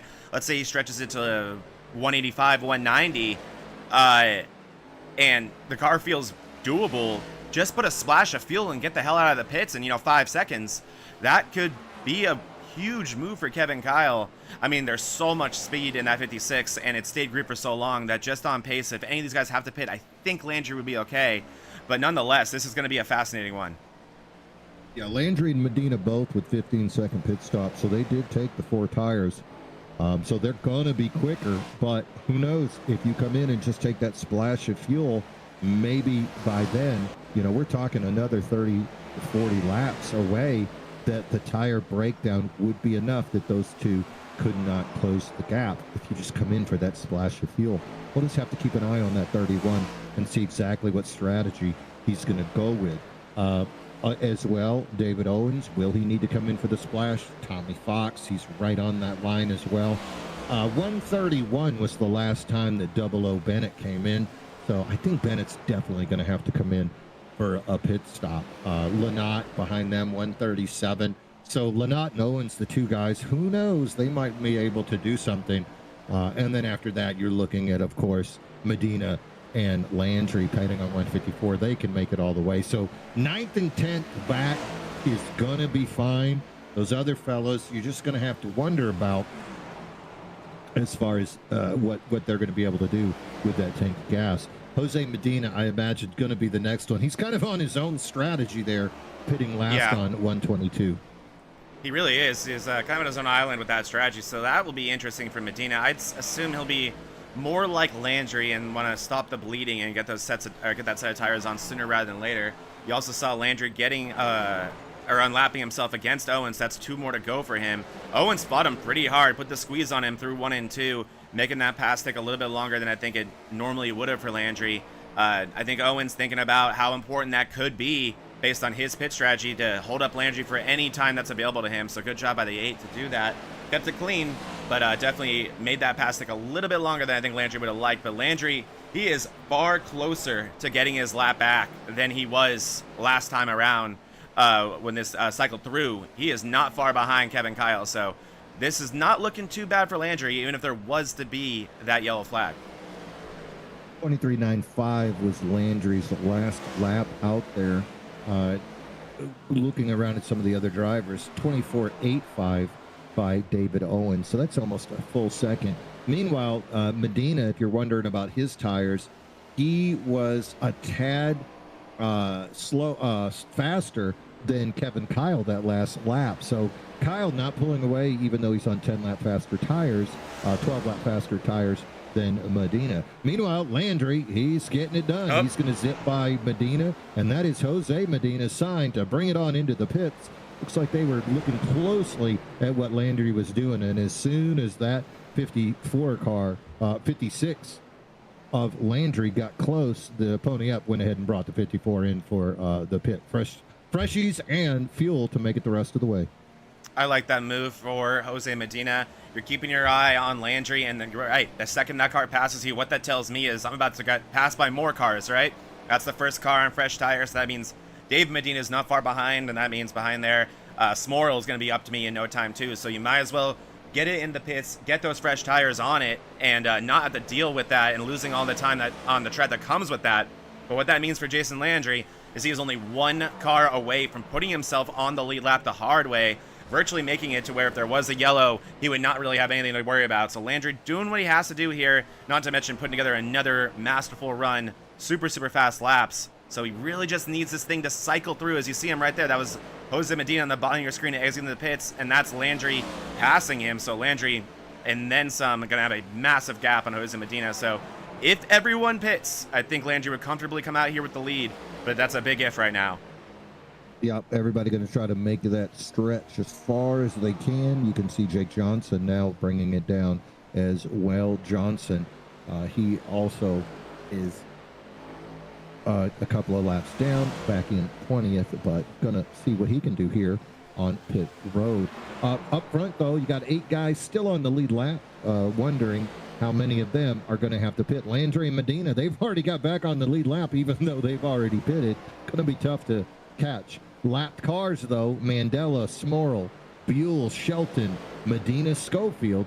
Those are the fellows right now that are hoping. Everybody in front of them still needs to pit. Yeah, absolutely. And there it is right there. Landry back on the lead lap, completing the pass on Kyle. Looking gorgeous up and down move, getting the run out of 4 there to make the pass virtually undefendable for Kevin Kyle. So Landry now, it's simple. Just drive in circles and hope for the best. There really isn't much he can do. He has his lead back. He has clean racetrack in front of him. So now it's just a matter of execution. You have Kevin, Kyle, Owens, and Fox. I believe all these guys, they're going to try to stretch it the best they can. The one who is definitely the closest to being able to do it is certainly David Owens, lap 138. He is the last person to pit here. Right now, though, nobody's faster than Landry and Medina. I take it back. Jose Medina actually turned out a 23.6 and now just did a 23.8. Hey. Not surprised since he pitted on lap 165, got those fresh tires. So Jose Medina, the fastest car on the track, but after him, Landry and David Medina, and they're the ones that first cars that definitely don't need to stop for fuel. Ahead of them, they're waiting to see Will Brenner, Lynott, Double O Bennett, Fox, Owens, Kyle. Will those guys need to pit? Could be a matter of time. David Medina letting Jose Medina go on by. So little Medina love right there. Yeah, so Medina love for sure. I was thinking the same thing as Jose Medina working through this field. Gonna work to the inside there. And then it's Kevin Kyle in front of him. So Kyle falling off a little bit here. But that would be a lap back for Medina. Jose Medina is currently 2 laps down. So that would put him to only 1 down. That's to be a big pass for Jose Medina. So he's going to want to get past that 31 as quick as he can. And for David Medina, it's going to be similar to Jason Landry, lead lap situation for David. So that'll be good for him as pass completed there for Jose Medina. So Jose Medina continuing on with his brilliant race so far. Just like the guys in front of him, Jason and the other Medina, it's just a matter of the strategy falling into your hands now. Kind of made your bed and you just got to lay in it and see what happens. Next car in front of Jose Medina, Brandon Shelton. That would be for position. Shelton currently being shown in the 12th spot. Now we're talking about cars that can make it all the way to the end on fuel. The only guys that we're really wondering about are those fellas back that didn't pit. 134 for Kevin Kyle, 138 for David Owens, 136 for Fox, 137 for Lynott. So a lot of Gulf Coast guys to doing that. Brenner, Lynott, Owens. So we'll see exactly what Gulf Coast is up to. Meanwhile, look at Medina Jose close that gap on Shelton. That is pretty wild there. It must be nice being on 12 lap pressure tires. Yeah, you certainly get to feel like a superhero for an extended period of time, and Jose Medina is definitely getting to experience that right now. This is really a fun part of the race for Medina, as a lot of these guys on very, very old tires, or they're saving fuel, right? So just making it very easy, and there it is, completing the pass like it's nothing, blowing the doors off of the 2 race car of Shelton. So moving through this field is Jose Medina, another car that if this thing cycles through, I think he's going to get one more fortunate outcomes, but we'll have to see. This is interesting. I'm keeping my eye on the lap times as well. We've seen Owens and Kevin Kyle slow down, but not dramatically to where I really feel like they're super hard saving, but we'll have to see, because another thing that I think is going to start coming to play here is let's just say Owens can make it, but how slow that's going to be, Mean Gene. It's only 15 seconds back to Landry now. That is doable in 22 seconds with that speed the 56 has and how slow you might have to go to extend that fuel tank to the end of this race. Another guy I haven't even mentioned. How about Ricky Mandela? He pitted on lap 139. So he's actually got 1 more lap of fuel than Owens, 2 more than Lynott. So that 3 car of Ricky Mandela, you don't become one of the top amateur guys. He's 2nd in points for the amateur, currently running 10th overall. You don't do that without having a few tricks in your bag of magic things. So that's another guy we might want to keep an eye on, Ricky Mandela there. He's got a nice 9-second lead over Jose Medina, who doesn't need to make a pit stop. So who knows? Ricky Mandela, he might be able to pull off that 3rd place depending on what happens in front of him. Yeah, that's a 9-second lead that Jose Medina is going to have to erase if he wants to ensure that he gets this AM win. You don't want to assume that Mandela is going to bring it down and get a splash of fuel, especially with only 19 to go. It's safe to say that he's trying to extend this thing. Mandela has been quietly just exceptional today. And yeah, he's in a position he could potentially even steal a top 5 if everyone in front of him was to pit and he was able to make it. He does have even an extra lap than Owens does, like you said. So that's going to be one that's definitely worth keeping an eye on, is that 3 race car. So we'll have to see what happens there. Kevin Kyle continuing to extend the lead on Owens, and that's telling me that Owens is saving more than Kyle. Typically, that is the story when you're pulling away from Owens. It's normally not speed. So we'll keep our eye on that. There is the 8 race car right there. Currently holding on to a 6-second deficit as Landry continues to chip away at that. He is now 18 seconds back from the leader, but only 13 back to Owens. Like I said, that's a very doable pass just on speed, so a lot can happen here. Double Ott Bennett going to bring it down. Double Ott, that's that 101 car. He pitted last on lap 131. He's going to be the first of those top 5 cars that has to bring it down. Next guy would be Kevin Kyle, who last pitted on lap 134. Sorry, I thought Kevin was pitting my data. No, he lied to me. He faked you. It did. He did the Canadian thing. It did. It did. But yeah, we'll have to keep our eye on that. So 131 was when Bennett initially brought it down. So that's 138 is the magic number for Owens. So 8 laps from now, about 8 to go. If Owens is still on the track, that tells us that either the 00 Bennett didn't run it dry there, or Owens has saved and he's doing a good job. So we'll see if that was an indicator of what the number is. Oh, Bennett out. Bennett's out all of a sudden. Oh, he's back. Okay, oh, there he is. So look at what is our data doing? What is our data doing?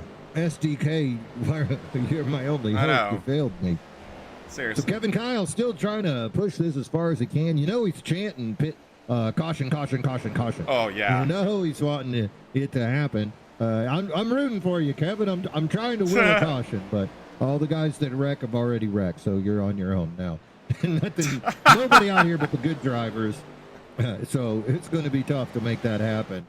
Kevin Kyle last lap 24.72. But the biggest thing we're looking at now is his fuel tank. Last pitted on lap 134. Kevin Kyle would be the next guy that would need to pit if they don't have enough fuel.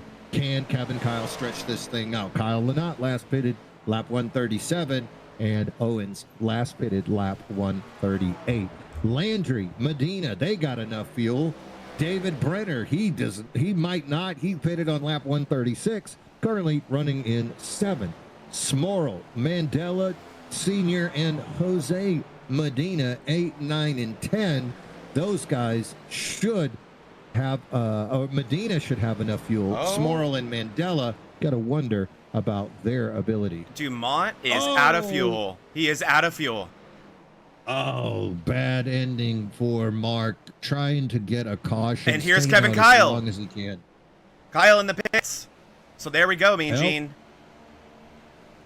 So 134 ain't enough.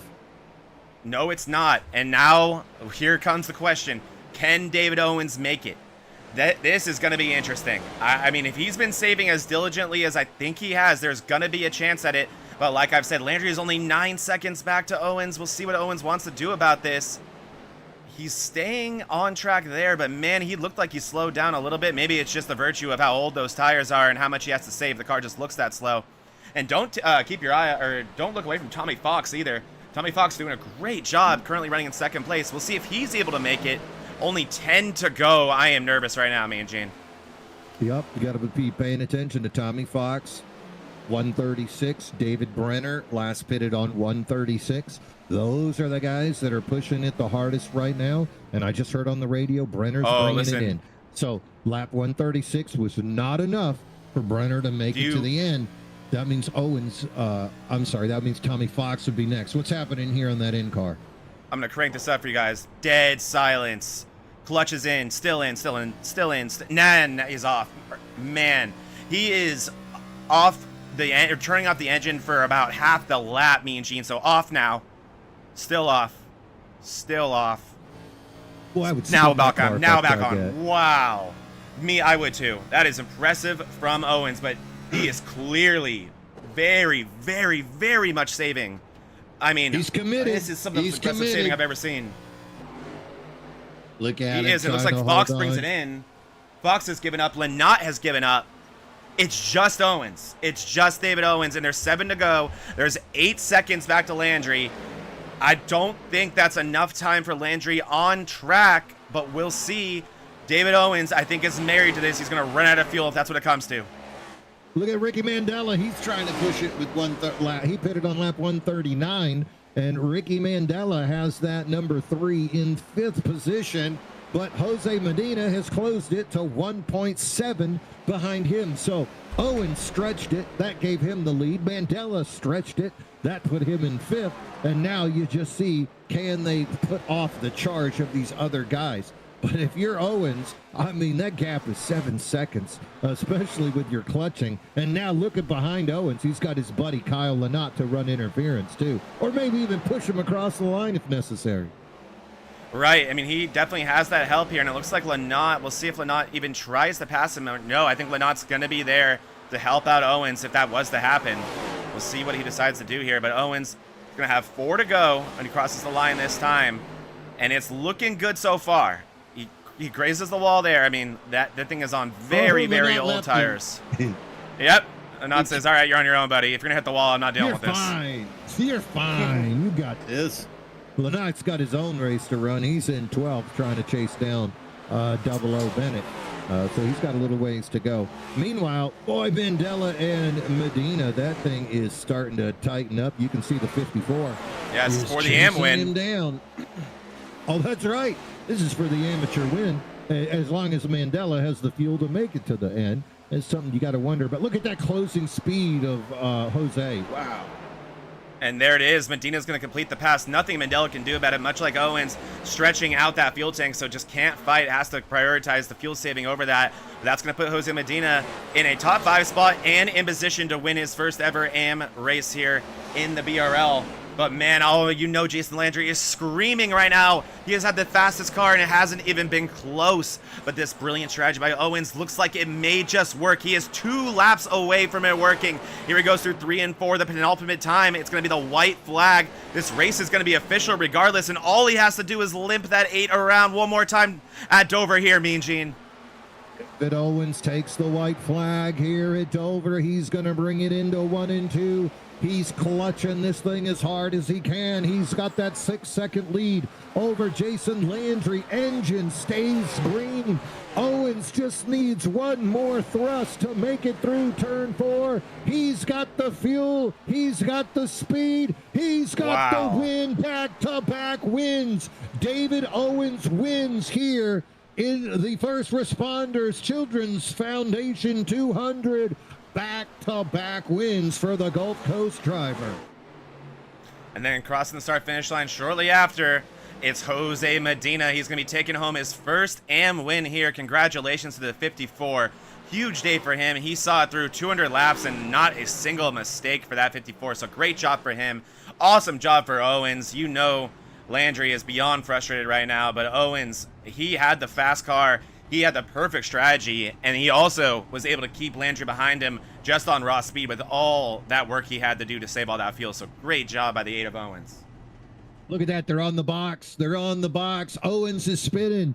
Pony Up is on their box telling Medina, get you some spins in too, because he is the amateur winner. David Owens, he's got it there at the start-finish line, revving it up with as much gas as he can. And here comes Medina in the background. Looks like Jose is going to get him a little burnout. There it is. The amateur winner as well. Hey. Yes. Little tap. Look at that. The 54. Those are your 2 champions right there of the day. David Owens takes the pro win. Jose Medina with the amateur win. 200 laps of battle as these drivers came out victorious.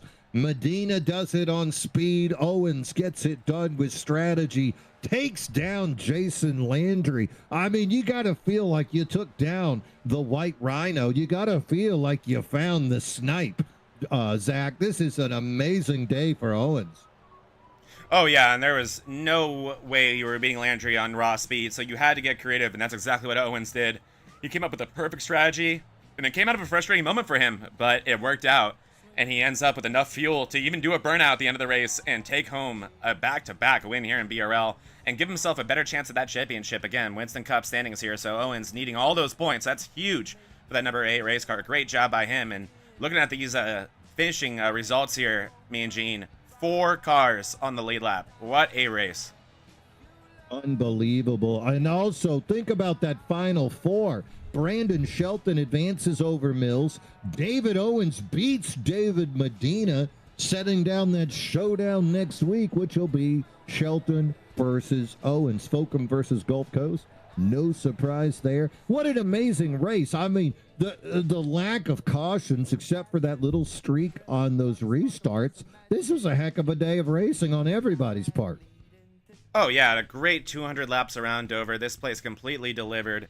And, yeah, it got messy in the middle, but I think it was just the virtue of restarts. I mean, we always say it, cautions breed cautions, and it's very, very true. And we saw it here today. But these guys, as always here in the BRL, got it together, and they put on a great show. And we have someone here with us that we can talk to here, me and Gene. Let's do it. Jose, my boy, what's up? Jose Medina, we got you? Yes, you got me, Mean Gene and Zach. Welcome back, brothers. Oh, man. Congrats, my man. Take it away, Mean Gene. Ask him whatever you want to ask. Jose, I'll tell you what, man, it was a long, grueling day. Did you know you were going to be the amateur to beat, or was there any point in this race where you thought it was going to go sideways? No, I had a feeling I had a strong car. I mean, I had a good game plan to try to run fifth gear as much as I can, and then towards the end, 20 laps to go to 15, change gears to fourth, drop down to fourth gear. And yeah, so I had a feeling I had a good chance, but Mandela, man, oh my God, he had a good strategy, man. I'm amazed that I was able to catch up to him last minute, and but he gave me some courtesy, knowing that I had a faster car. He moved out of the way because he was saving fuel. So I appreciate it for Mandela to do the right thing.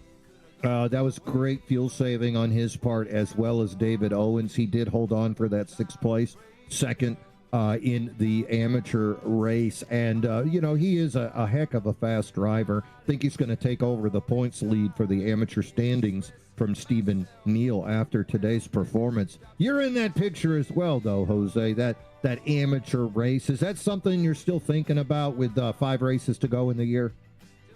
Oh, after last week, I had a early exit of Talladega. I was trying to cut into the bottom in front of Neil, and Neil didn't give me any extra love. So he I got tapped in the corner, and I ended up hitting the wall coming down. And so just move on to the next race and keep racing hard, and just stay patient, and things to come to you, and just keep remaining patient and being positive, and move forward to the next race. That's what we like to hear out here. Zach, you got anything for him? Oh, man, just proud of you, dude. Congratulations. Overdue, but so awesome to see. And, yeah, what were you thinking those last 5 laps? It came down to the wire there, but Mandela obviously saving fuel, but, man, those laps tick off quick here at Dover. Oh, yeah, man. I was nervous. Like I said, I wasn't sure I was going to be able to get to Mandela. And then when I did, I didn't know if he was going to be courteous to give me the bottom or let me pass him. But like I say, he was saving fuel, so he was trying to make it to the end. But I appreciate him doing the right thing. And so, yeah, I mean, we got a lot of top drivers in this league, a lot of respectful drivers. And when I get a top 5, it's like man, like winning the race. Of course, I didn't win the race. Yeah, I won the AM, but David Owens won this race, and the guys up front, especially Medina and these other guys that finished top 4, they had a great race and a great game plan. Well, 56 points separate you and Ricky Mandela with 5 races to go. So I think that's something that you can still look at moving forward. Stephen Neal right ahead of you. He's got a 2-point lead in that AM rating. So a lot of battling to be done. But hey, let's not forget you got Brandon Finley coming up as well. That is a fast rookie. That number 48 as well. I'll tell you what, Jose, hell of a day. Congratulations. Anybody you want to give a shout out to before you go? Most definitely. I hope you have plenty of time because I got a couple. This is the first time win for me on the AM, so Yeah. please bear with me. I deserve this. Man, I can't even tell you how great this feels. As soon as this finishes, I got another race after this and another league for 400 laps at Dover. So I got I got to try to take a nap, a diabetic nap, as soon as I get a chance, at least for 2 hours, and then get back on it, and hopefully that race will go good. But it's an open setup league, so yeah. But shout outs I want to give to is I want to give a shout out to, of course, the winner, David Owens, and all the top finishers, plus the rest of the field for a lot of green flag. That was so much fun. Also, shout out to return visit by VRN, Zach Panzarella, and Mean G Money, and of course the producer, which I believe is Kevin Kyle. Thank you so much, and also shout out to Kevin Kyle for all his time and love towards the league and all the admins that all the work they have done. Thank you for David Buell for stepping in to help and continue making BRL a great league to race in. Also, I want to thank all the league sponsors, and of course, can't forget my team.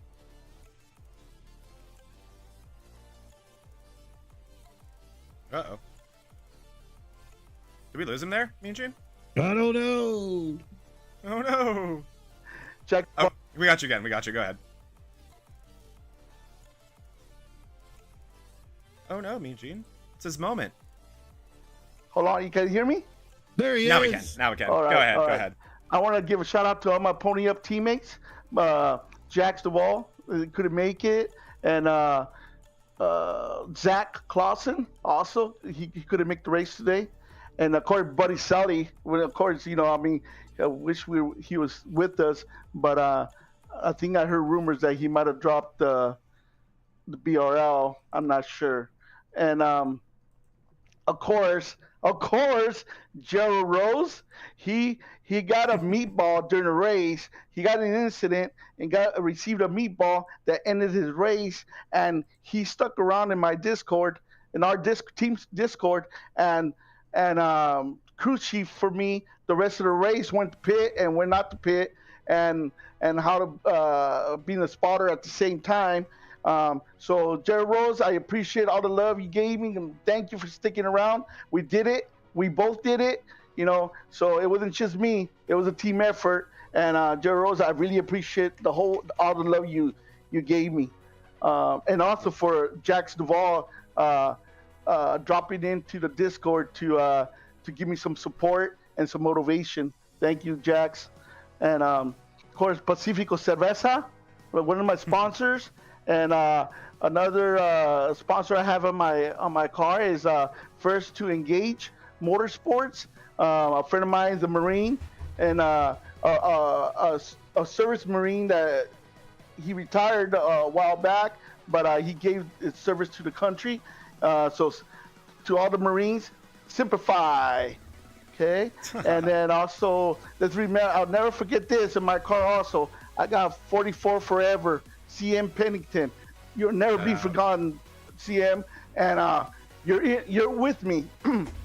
You're with me, and all my improvements, you're a major part of it. So God bless you, and in heaven, and one day we'll see each other again.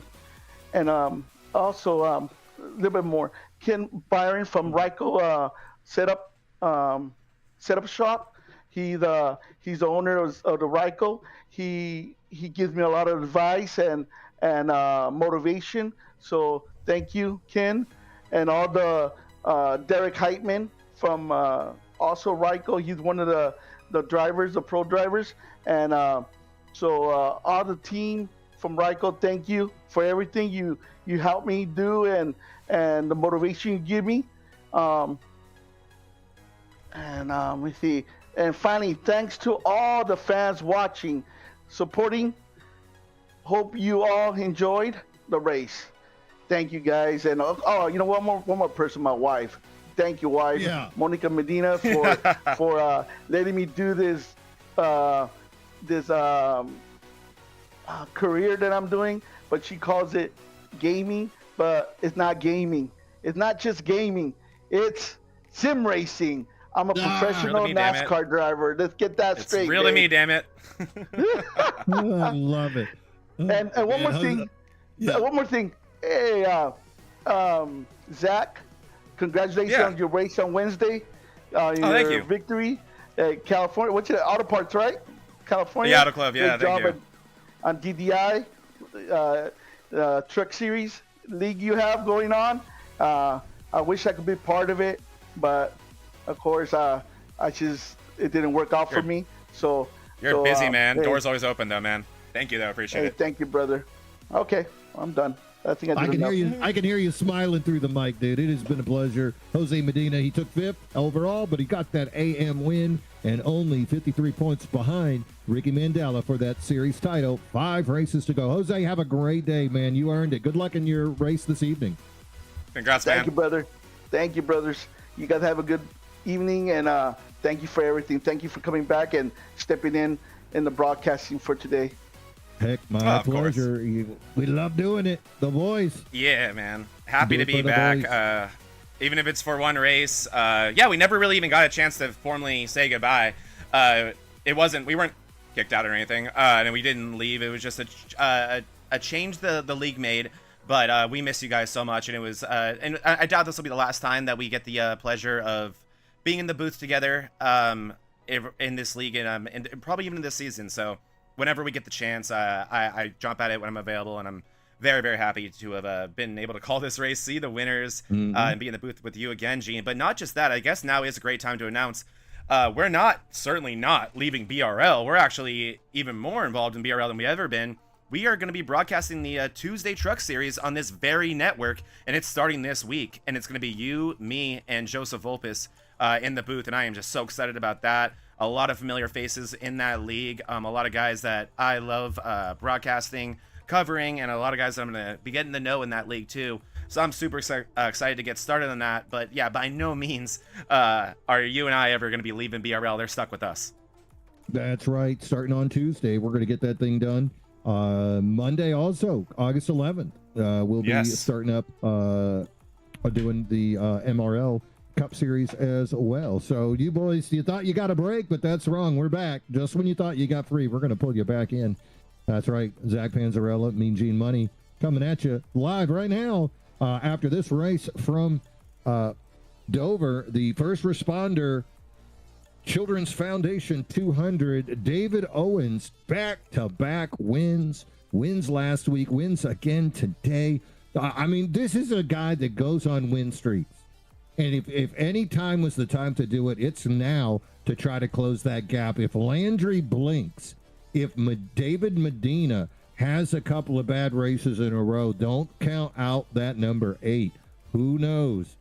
He could come out of nowhere, pull off 3 wins in a row, and it might be a different name that we're calling come the end of this season. Remember, 4-time champion David Medina trying to hold off Landry, and now David Owens as well with just such a great performance here today. Go ahead and pull up that top 10 one more time, if you would. Let's just give a little shout out, a little bit of love to the rest of the drivers here today. Final standings from Dover. You can see great runs by some drivers here. Chris Morrill ran so well all day. Medina, we talked about his AM win. Ricky Mandela, fuel strategy mastery, going to give him that 6th place. Brandon Shelton, 7. Kevin Kyle, patience is a virtue, pays off with an 8th place finish.